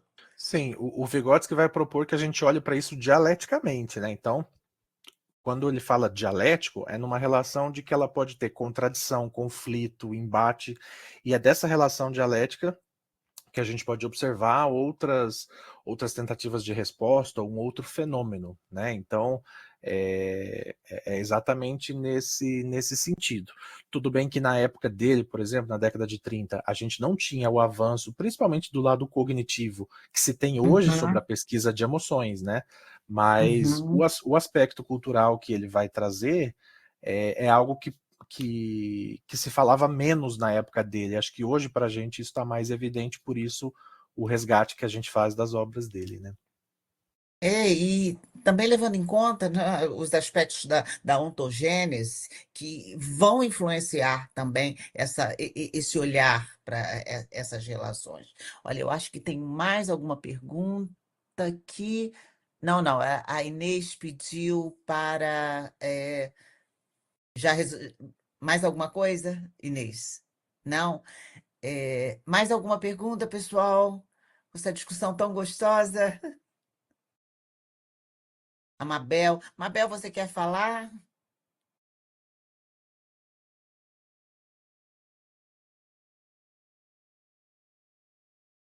Raquel agradece pela resposta. A Fernanda. Eu queria Por só favor. agradecer ao Fernando pela excelente fala, aprendi bastante aqui. Vemos isso, né, diariamente com os nossos aprendizes de letras lá da UERJ, e o que pensam, né? Eu tenho uma orientanda de mestrado fazendo a pesquisa com os ingressantes em relação a realmente como é que essas pessoas estão chegando, né, na universidade, quais são as construções das identidades profissionais, e é um tópico muito, muito relevante, né? Parabéns, adorei a fala. Obrigado. Obrigada, Fernanda. Olha, eu queria fazer um convite para as professoras do grupo de pesquisa, que são a Rosário. A Rosário está aqui ainda? Deixa eu ver, Rosário. Rosário, você está aqui ainda? Que às vezes cai. Ah, ela está com celular, então é mais difícil. Bem, não, então, vamos fazer. Deixa eu fazer um pedido para a Lívia, é aluna. Eu vou fazer um pedido agora para que as pessoas. A Lívia parece que quer fazer uma pergunta. Pode falar, Lívia. Lívia Bom Mestranda. dia. Professor, como que o Perizivani pode influenciar a zona, o ZIPD, né, que o Zona de Vygotsky... Desenvolvimento Proximal. Isso, Qual a Bom, ligação que ele tem com isso, né? Isso que eu queria entender melhor. uhum. No texto original, em que ele apresenta, né, o conceito de Perigivani, que seria essa quarta aula, ele não faz essa aproximação direta dos dois conceitos, mas como eles transitam no mesmo arcabouço teórico, né, eu acho que como a zona de desenvolvimento proximal, por exemplo, ela está baseada naquela distância entre os dois níveis, ou seja, aquilo que o sujeito faz sozinho, as suas atividades independentes, e aquelas atividades que ele faz na colaboração, um diálogo que aproxima os dois conceitos é exatamente essa ideia de que eu não posso olhar para o desenvolvimento humano contando uma história só de um lado, né? Só do sujeito sozinho, na sua subjetividade ou na sua individualidade, e também não só do lado social. Então, por exemplo, quando ele dá aquele conceito clássico, a zona de desenvolvimento proximal compreende a distância entre aquilo que o sujeito faz sozinho e aquilo que ele faz na colaboração com os outros. São aquelas ações que ele chama de ações embrionárias, né? Então, nos exemplos clássicos da psicologia que a gente vê uma criança que já sabe amarrar o sapato comparado com uma criança que consegue amarrar o sapato quando ela recebe a instrução de alguém. E aqui eu estou dando um exemplo dos mais básicos mesmo, assim, tem vários outros possíveis que a gente pode pensar. O que aproxima os dois é que, por exemplo, se eu olho que dentro dessa zona de desenvolvimento, né, numa situação de aprendizagem, de desenvolvimento, se eu olho, por exemplo, para um sujeito que tem a sua individualidade e que está sendo desafiado pelo meio, ou seja, o meio traz essas dificuldades ou esses desafios, porque na teoria histórico-cultural, a lógica é que se nós não tivéssemos desafios no meio do caminho, o nosso desenvolvimento não saltava qualitativamente, né? Então, essa distância do individual para o coletivo, né, ou seja, ações que eu consigo fazer por conta própria e ações que eu consigo fazer quando eu estou em interação, porque eu ainda estou desenvolvendo, né, eu acho que a Perigivani, ela nos ajuda a entender de novo essa complexidade, que eu não posso olhar nem por um lado só da equação, mas eu preciso olhar para a interação entre ambos, porque o contexto social vai me dar os desafios, vai me dar as tarefas, mas eu preciso interpretar essa experiência, eu preciso interagir com ela, né? Então, esse caminho que eu vou traçar dentro dessa distância do individual para o coletivo, a Perigivani, ela está presente como essa unidade, né, do sujeito para tentar entender o desenvolvimento dele. Então, seria nesse caminho. Ok, obrigada. Fernanda, olha, eu acho que eu tenho uma coleção de perguntas ainda para você, mas uma delas é que eu fiquei assim curiosa de como foi o procedimento metodológico adotado para a escolha de vinhetas. Ah, sim. Então, Nós tínhamos os 19 participantes, né? Então, assim, foram ao longo de, eu acho que foram 4 ou 6 semestres a coleta de dados. Então, a gente tinha uma média de 120 alunos, e aí entre 120 nós fizemos o convite e chegamos no número de 19. Os dados, eles são originados de fontes distintas, né? E geralmente de objetos que são produzidos na disciplina. Então, a gente Sim. trabalhava principalmente com narrativas de aprendizagem, né? Ou seja, as histórias que eles contavam no curso, mas também a gente tinha, porque muitas das turmas a gente utilizava bastante o Moodle, então tinha fóruns de interação em que os alunos faziam postagens semanais sobre temáticas ali que a gente discutia, e eles faziam ensaios também na disciplina, né? A partir de temáticas, então a gente acabava propondo.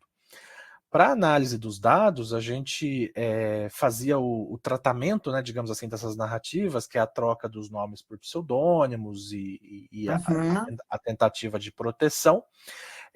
Nos eventos críticos, né, que o Webster e Mertova propõem, a gente organiza nas categorias básicas da narrativa, né? Então, Webster e Mertova vão trabalhar com aquelas categorias de Connelly e Clandinin, né, as clássicas lá. Então você tem tempo, espaço, sujeito, que são as categorias quase que são influenciadas da parte literária, digamos assim, do estudo narrativo, né?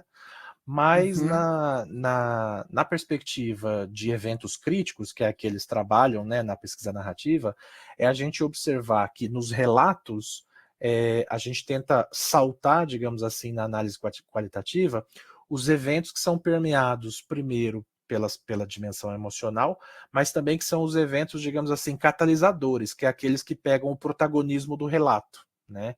E aí a gente tenta entender nos excertos ali por que esse evento pega esse protagonismo. E geralmente é pela carga emocional, né? Pelo impacto maior que a pessoa traz nesse relato. Mas, Fernando, você fez uma categorização assim, pelas categorias sugeridas por Connelly e Clandin, ou você fez uma subdivisão dessas categorias? Por exemplo, você tem um dos três, a vinheta 18, por exemplo, que você trata da como o participante estranha as matérias. Você buscou no léxico, você buscou na compreensão geral? Como é que foi o que me deixou assim interessada foi em saber, para aprender, como você selecionou essas categorias. No caso, é o desafio da pesquisa qualitativa, né? Nós pensávamos em categorias iniciais, do ponto de vista da Perigivânia, de entender as vivências deles dentro do curso. Mas, na verdade, essas categorias elas emergiram da leitura das narrativas mesmo, as Sim. principais. Porque, por exemplo, nós tínhamos o interesse, por exemplo, de entender o impacto do curso de letras nas vivências. Só que aí, dentro desse interesse inicial, eram dos dados que as categorias acabavam surgindo, né? Então, por exemplo, na narrativa a gente só pedia, você poderia comentar um pouco sobre a sua infância e as memórias de aprendizagem de línguas que você tem. Então, você tem um ponto de partida no roteiro da narrativa, só que as categorias daí aparecem deles, por exemplo, como é o caso dessa relação afetiva com a linguagem, né? Então, um tinha memória, a questão da tecnologia. É uma categoria que a gente acabou não prevendo na nossa análise, mas que surgiu dos dados. Né? Então, são todos ali nessa transição entre Millennial e Gen Z, né? Todos dos anos 2000, todos com uma presença tecnológica muito grande na aprendizagem. Então, são categorias que a gente não consegue prever. Ou, como é o caso, por exemplo, dos alunos, a gente tem mais casos também, daqueles que explicam como eles usavam a língua inglesa como uma válvula de escape. Então, a gente não fazia ideia de que esse dado ia aparecer, e a riqueza da subjetividade é isso, né? A gente não consegue preparar, daí a gente tenta categorizar conforme os dados vão mostrando para a gente o que tem ali, né? Mas você percebeu se havia assim, incidências em determinados pontos? Por exemplo, eu percebi da sexualidade, que foi uma coisa muito marcante, percebi como uma forma de categoria, essa falta de incentivo e também dos professores, o papel do professor que influencia. Eu recentemente compartilhei no Instagram um vídeo de pessoas que são surpreendidas por terem os professores em eventos. Por exemplo, a Beyoncé, que num show estava a primeira professora e ela se emociona. Então, quando eu vi esse vídeo, eu lembrei muito dessas. Eram experiências emocionais e que elas foram ressignificadas naquele momento. Então, eu achei bastante interessante. Agora, Charlotte Lind trabalha com os conceitos de causalidade e coerência.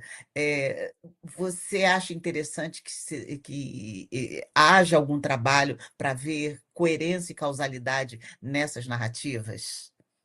Acho que é interessante, não tinha pensado nisso antes, né, nesse comentário que você faz, exatamente porque e assim, a gente é preparado, né, na pesquisa narrativa para não conseguir antecipar nada, a gente só está ali para escutar as histórias. Então, Sim. Aham. essa questão, por exemplo, da pesquisa, a gente esperava que os alunos nas narrativas comentassem num sentido mais amplo, né? Então, assim, o que você Aham. ouviu das pessoas quando você dizia que você ia fazer letras? Então, a gente esperava algum tipo de resposta. A gente só não esperava que fosse ser tanta coisa negativa, né? E, ao mesmo tempo, por exemplo, essa questão das duas recorrências que acontecem no texto, de alunos que fazem essa relação entre a descoberta da própria sexualidade e como isso estava atrelado à aprendizagem de línguas, ou seja, como que essas pessoas usavam a língua inglesa para buscar conteúdos sobre diversidade, sobre Sim. respeito, né, sobre a comunidade LGBTQIA+. Então, são dados que a gente acabou não prevendo, né? E eu acho que a riqueza da pesquisa é que exatamente a gente teve que buscar entender, né, nessas relações, por exemplo, de identidade, como que como que a linguagem atravessa essa fragmentação, essa multiplicidade que a gente tem de identidades na sala de aula, né? É verdade. Olha, Fernando, Posso fazer uma pergunta? Só uma perguntinha fica, rápida, não sei se eu fica à vontade. deveria fazer assim tal em público, mas eu acho que uma ideia que está nas entrelinhas da pergunta da Gisele é porque o trabalho que a gente faz na PUC, na linha 3 agora, mesmo com as narrativas ou com a interação, a gente se cobra um pouco descer para o micro, né? Para a linguagem em si, e comentar o uso de tal, não vou falar verbo, assim, por falta de outro, assim, das escolhas lexicais, digamos. Eu não li o seu texto, que não deu essa semana, foi absolutamente assim, caótica, mas eu vou ler, já estou aqui articulando com alunos. Mas você, em geral, talvez não só nesse artigo, você vai ao micro mesmo da linguagem, ou não quero nem valorizar uma forma nem outra, ou fica no nível, digamos, do que seria um content analysis, uma coisa assim do que a pessoa está falando. E a pergunta, assim, bem mal colocada é essa.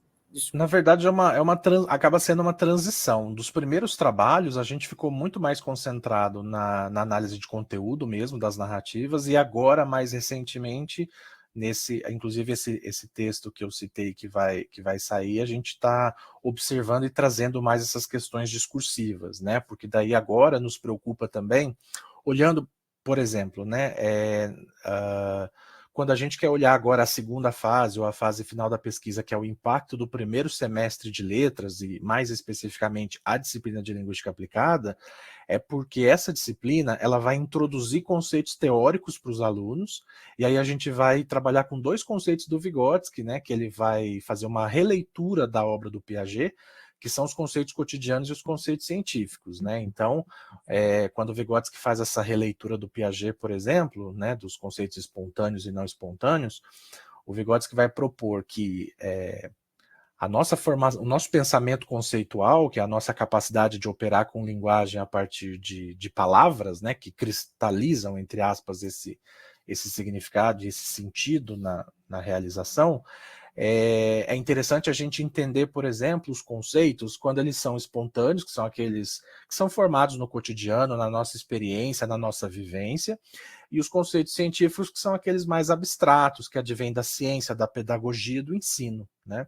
Então, por exemplo, nos trabalhos mais recentes que a gente está fazendo agora, a gente está interessado em buscar essas minúcias linguísticas, porque, por exemplo, um aluno, ele, na situação de narrativa, por exemplo, do primeiro período, ele veio para a faculdade com uma experiência toda de aprendizagem sobre a língua inglesa, então ele aprendeu inglês de um determinado jeito.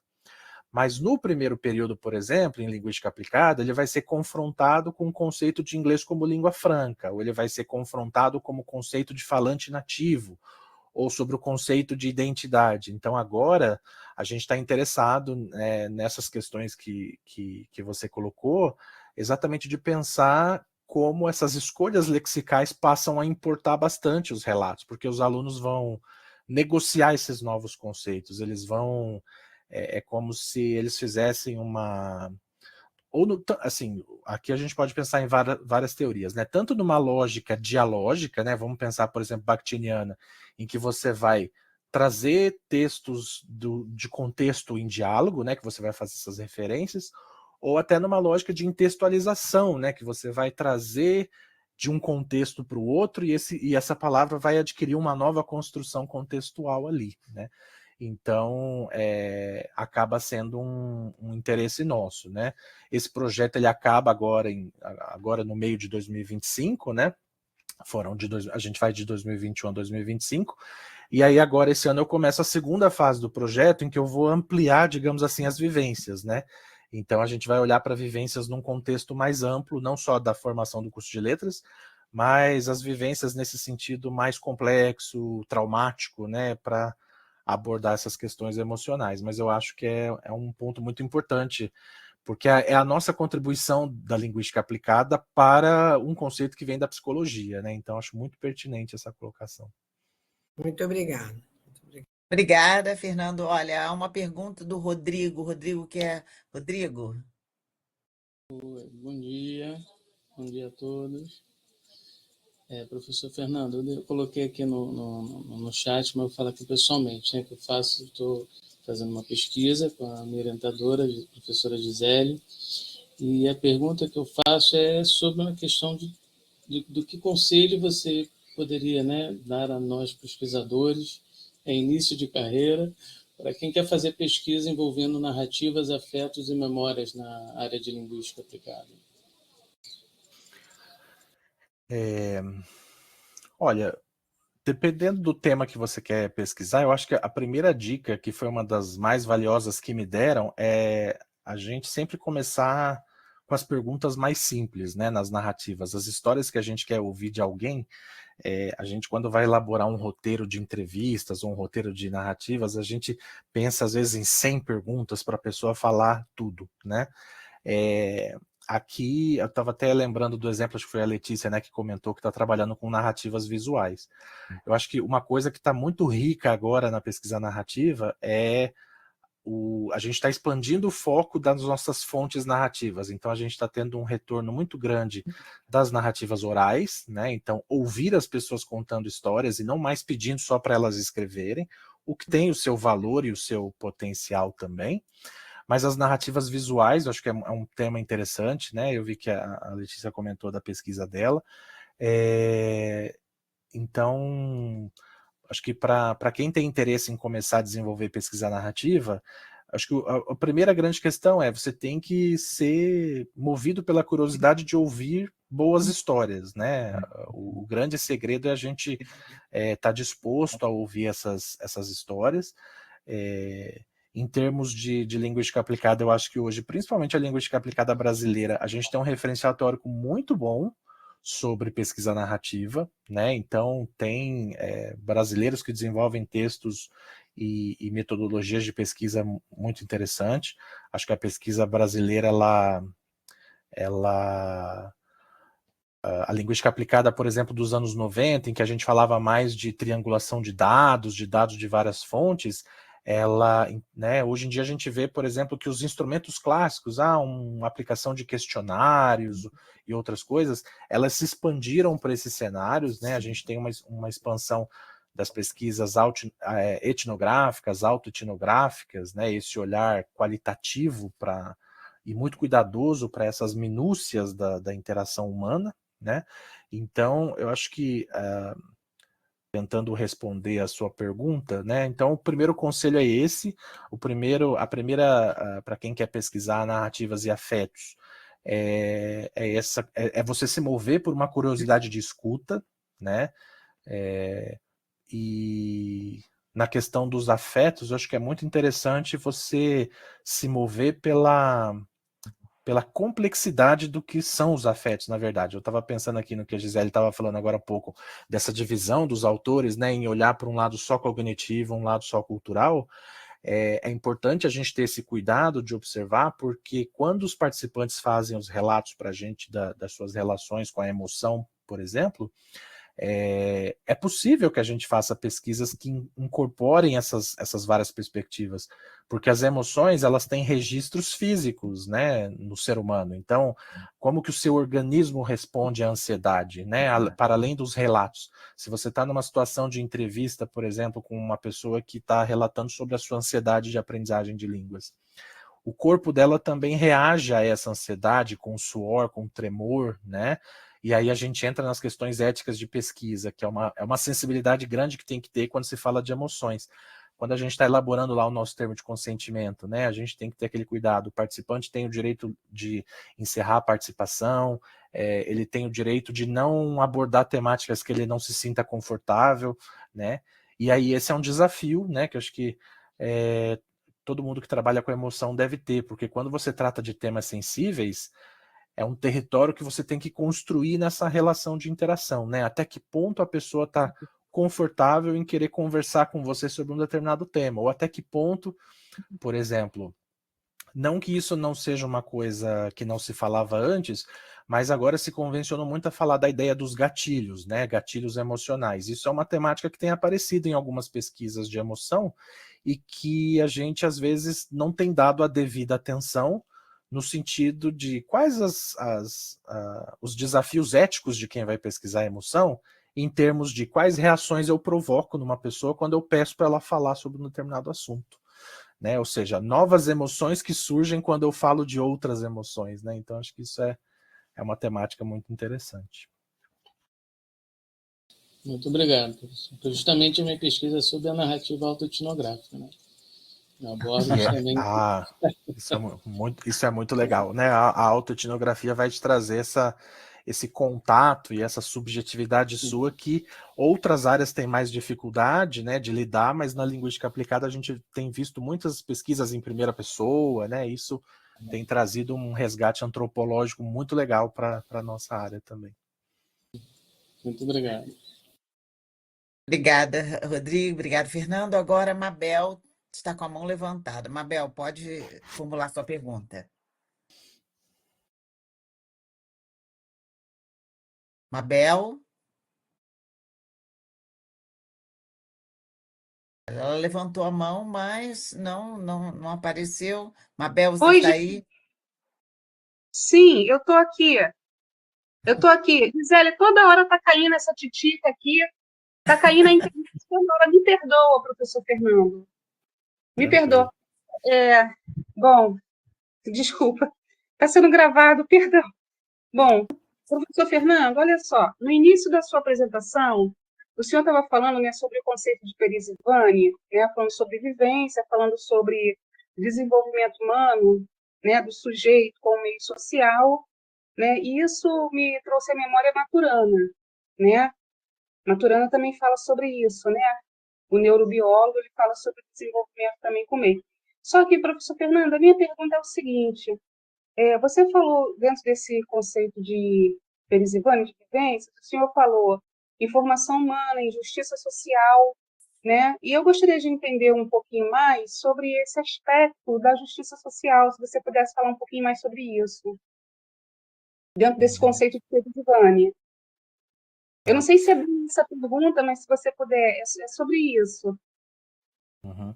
Esse é um cenário mais recente que tem se pensado, né? Então, por exemplo, a própria teoria da atividade, né, que é o grande desdobramento que se dá da teoria do Vygotsky, que começa na União Soviética e que hoje a gente vê, né, muito forte, por exemplo, nos Estados Unidos, na Finlândia, no Brasil tem muitas pessoas que estudam. Existe um debate recente, né, numa possível nova geração da teoria da atividade, que vai tratar das questões éticas e das dimensões políticas das atividades humanas, né? Então, o que isso quer dizer? No trabalho de Vygotsky, por exemplo, nesse trabalho clássico da Perejivânia, a gente vê muito essa relação entre o social e o coletivo, mas o social muito no nível psicológico, né? Então, das culturas, das relações humanas. E essas questões, quando a gente fala das dimensões políticas e discursivas, eu acho que pode ser a nossa contribuição da área para avançar no conceito, né? Ou seja, se eu vou olhar a relação do sujeito com o meio social, nós do campo da linguagem podemos problematizar, então, nessa subjetividade, quais são os discursos que nos atravessam, quais são os momentos históricos que nos atravessam, para a gente tentar pensar o papel desse contexto social, né? Então, por exemplo, no exemplo clássico do Vygotsky, ele não aborda isso muito a fundo, porque o texto é mais curto, mas no exemplo que ele dá dos 3 irmãos e da mãe, a gente poderia pensar, né, quais são as relações históricas que atravessam, por exemplo, os motivos relacionados ao adoecimento da mãe, as condições que essas crianças vivem, né, e tudo mais. No caso, por exemplo, da pesquisa aqui no curso de letras, né, o que a gente tem pensado nessas dimensões, por exemplo, no impacto da formação de uma disciplina inicial, como é o caso deles na linguística aplicada, né, que é a disciplina de primeiro período. O nosso principal desafio é como no primeiro período nós podemos potencializar esses alunos que chegam interessados a participar dessas áreas, a se envolverem com essas questões da sua própria formação, né? Então, por exemplo, quando a gente vai problematizar com um aluno de primeiro período conceitos sobre identidade, ou sobre a relação da identidade com a linguagem, como que a gente pode pensar essa relação do ponto de vista ético, do ponto de vista humano, né? E do ponto de vista discursivo também, quando o aluno de letras do primeiro período, ele é confrontado, por exemplo, com os conceitos como globalização ou como outras questões políticas que têm a ver com a língua que ele está ali para aprender e para ser professor. Então, o aluno chega muitas vezes interessado em querer aprender inglês, em ser um professor de inglês, por exemplo, e a gente percebe que, do ponto de vista da formação, a gente tem um espaço para problematizar essas questões de que língua que é essa que eu ensino, por que é ela e não outra, por que outras línguas não têm o mesmo espaço social garantido, ou quais outras coisas eu poderia fazer dentro do curso de letras para expandir a visão de mundo do meu aluno de letras e qual a visão de mundo que ele também traz para as minhas discussões, né? Então são essa questão, ela traz para a gente alguns desafios éticos que a gente tem que pensar, né? Então, por exemplo, quando a gente vê nas discussões da linguística aplicada em disciplinar, por exemplo, né, do Moita Lopes, como é que a gente pode pensar uma noção de sujeito mais contemporânea que seja mais cuidadosa com a maneira como a gente olha para as subjetividades, né? Então, questões de raça, de etnia, questões de identidade, questões de localidade dos nossos sujeitos, né? E esse é um desafio para as pesquisas atuais de Perejivani, que é tentar pensar, quando a gente está falando de meio social, não só do ponto de vista psicológico, mas do ponto de vista político, né? Que meio é esse? Quais relações atravessam esse meio para que os sujeitos se desenvolvam ou não, ou se desenvolvam de outra forma nesse contexto, tá?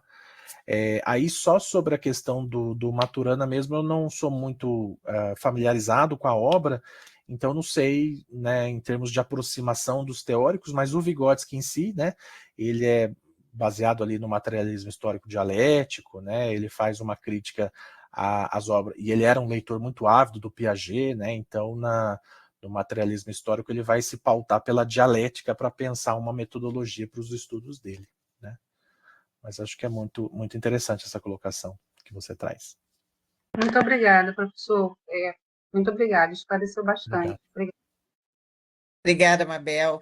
A Rosário também tem uma pergunta. Rosário é professora também do grupo de pesquisa. Rosário, você está aí agora? A internet está caindo hoje, está Eu difícil. É porque aqui hoje está com queda de luz, eu tô na rua aqui perto de uma praça, e aí eu pus a pergunta, mas obrigada pela palestra, professor Fernando, obrigada também por estar aqui conosco, contribuindo para a discussão do que a gente vive de realidade, né? Desde as nossas escolhas lá atrás, de fazermos letras, até esse desafio que temos de estarmos no curso de letras e lidar com várias realidades. E considerando essa questão, né, de lidar com várias realidades e o enfrentamento, né, que o senhor bem colocou no início de sua palestra, que virada, né, as universidades, cursos de letras poderiam realizar para desafiar, né? Talvez um desafio, um desinteresse ao longo do curso que a gente nota e depois uma grande evasão no final, sabe? Muitos problemas muito grandes lá da rural é essa evasão, é a evasão que ocorre, né? Do quinto, sexto período em diante. Então, o que a gente poderia fazer, realizar, né, propor para que a formação desses alunos, né, mantivesse esse olhar, né, uma identidade que eles tiveram como base, né, como o senhor falou, da emoção, escolher por emoção, que é também vamos dizer assim, um alicerce, né, para a sua própria identidade. Não que mude, né, ao longo de quero mudar de curso, não é nada disso, mas que foi um alicerce assim, desculpa, o trabalho, um alicerce da pessoa. Uhum. Bom, eu acho que o grande desafio, né, para a gente pensar como é que a gente desafia essa realidade, né? Então, por exemplo, na nossa própria experiência aqui na universidade, a gente começou a pensar os desafios que nos afetam diretamente e, infelizmente, aqueles desafios que nos escapam, né? Então, por exemplo, na questão da evasão, o que a gente percebe é que, do ponto de vista de curso de formação, até nos últimos anos a gente tem passado aí por várias reformas dos currículos de letras, né? Agora a gente tem a nova Política Nacional de Formação, que vai impactar de novo. Nós aqui em Ouro Preto acabamos de passar nos últimos anos pela questão da curricularização da extensão, né, a inserção da extensão na graduação, e agora a gente tem a nova política, né, de 2024, que vai impactar os cursos a partir de 2026. A gente percebe que, do ponto de vista do curso de formação, é um caminho eterno de disputas, né, porque as nossas grades elas são engessadas, infelizmente a gente não tem espaço para tudo que a gente gostaria de fazer, porque tem as várias áreas, tem as normativas do MEC, por exemplo, de quais disciplinas tem que ter, quais a quantidade de horas que podem ter, né? Acho que o principal desafio que a gente tem tentado lidar aqui, por exemplo, no nosso caso específico dos alunos de língua inglesa, quando os alunos chegam com dificuldades, por exemplo, de proficiência, que é uma coisa que pode impactar na permanência do curso deles, a gente tem investido, por exemplo, aqui em iniciativas de levar esses alunos para os projetos de extensão. Então, a gente tem o Centro de Línguas e Cultura, em que a gente tem uma coordenação bastante empenhada, por exemplo, em conseguir bolsas de estudo para os alunos de letras, especificamente, para que eles possam, né, começar o estudo do inglês, porque muitas vezes chegam com mais dificuldade de aprendizagem. Só que a gente também é confrontado com dados contextuais, quando eu estava respondendo a questão anterior, né, desse contexto social mais complexo, que a gente estava percebendo, por exemplo, em pesquisas que foram feitas no nosso campus universitário, que a gente tinha problemas de evasão porque o aluno não tinha condições financeiras de permanecer na cidade universitária. Então, é um aluguel caro, são dificuldades de acesso, por exemplo, a transporte, a um restaurante universitário. Todas essas questões atravessam também. A universidade tem tentado ajudar em várias frentes, então a gente tem buscado aumentar, por exemplo, bolsas de permanência, bolsas de atuação de projetos de extensão e de pesquisa, né? E pessoalmente, o que a gente tem pensado para desafiar essa realidade do desinteresse é logo no começo do curso captar os interesses desses alunos e tentar direcioná-los para áreas do curso diversas. Então, aqueles alunos que já têm envolvimento maior com a docência, a gente direciona eles para os projetos de docência. ou aqueles que às vezes não têm uma proximidade, a gente integra eles nos primeiros projetos de extensão, aqueles que já chegam com uma predisposição à pesquisa, né?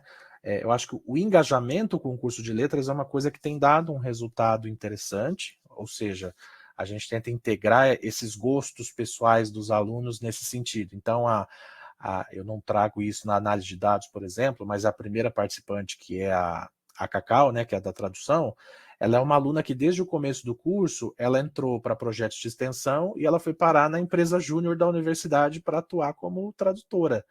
Então, esses encaminhamentos são importantes porque eles complementam e eles integralizam a formação, principalmente dos nossos alunos que questionam o excesso de disciplinas ou o excesso de teoria do curso, né, que infelizmente acontece. Mas a gente precisa ter os pés no chão também de que só isso não importa, né? Só isso não dá conta da permanência do curso, porque o que a gente tem percebido nos dados de evasão é que essas questões financeiras e econômicas têm impactado bastante.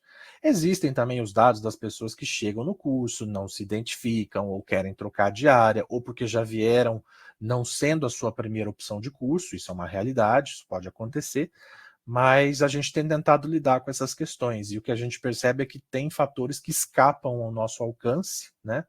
Mas na medida do possível a gente tenta, né, integrar esses alunos com essas oportunidades. Então, quando a gente vê um grupo como esse aqui, que tem alunos de graduação envolvidos, com professores já da educação básica, com pós-graduandos, eu acho que isso traz um cenário muito rico para que esses alunos já se integrem a essas ações e esse processo de identificação ele só expanda, né? Então, acho que isso é muito rico. Bem, Obrigada, professor. Estamos chegando ao nosso final, o nosso teto de duração de encontro. Eu quero agradecer muito, Fernando, a sua participação, foi incrível para nós a discussão. E eu sempre peço que a gente tenha uma foto com todo mundo para ficar registrados no LET. Então, eu peço que todos que estiverem aqui, por favor, liguem as câmeras para nós fazermos o nosso. Olha, agora nós temos. Aham, isso. Ah, eu vou tirar várias. A proporção que o pessoal for entrando, a gente muda aqui. E tem mais alguém? Olha, tem muito mais pessoas aqui do que no grupo. Ah, a Tati aqui. Bem-vinda, Tati. Olha, a Tati foi aluna de graduação da UERJ e agora está voltando, se animando para voltar para o mestrado. É muito bom ver. Agradeço muito o convite para participar hoje, amei e estou motivada, gente, apesar dessas dificuldades aí da nossa área. Muito obrigada. Agora eu peço para os professores somente do grupo ficarem para ficar um registro nosso. Então, vem só a Rosário, Inês, Shirley, Fernanda. Gisele, será que dá para diminuir essa tela azul? Pelo menos o que eu estou vendo é esse retângulo tão grande aí. Mas acho que Não, pode deixar, é só você minimizar, mas eu minimizei. Então, comemorando o nosso mais. Eu envio a foto para vocês e encerro, então, o nosso encontro de hoje, desejando a todos ótimas leituras e que a gente possa ler mais o Fernando e que o Fernando se interesse em estar conosco também em outras ocasiões. Um bom dia para todos e até breve. Bom dia. Boa semana para vocês. Feliz Dia das Obrigado, Mães. gente. Obrigada, Fernando. Bom dia a todos. Feliz Dia das Mães aí. Tchau.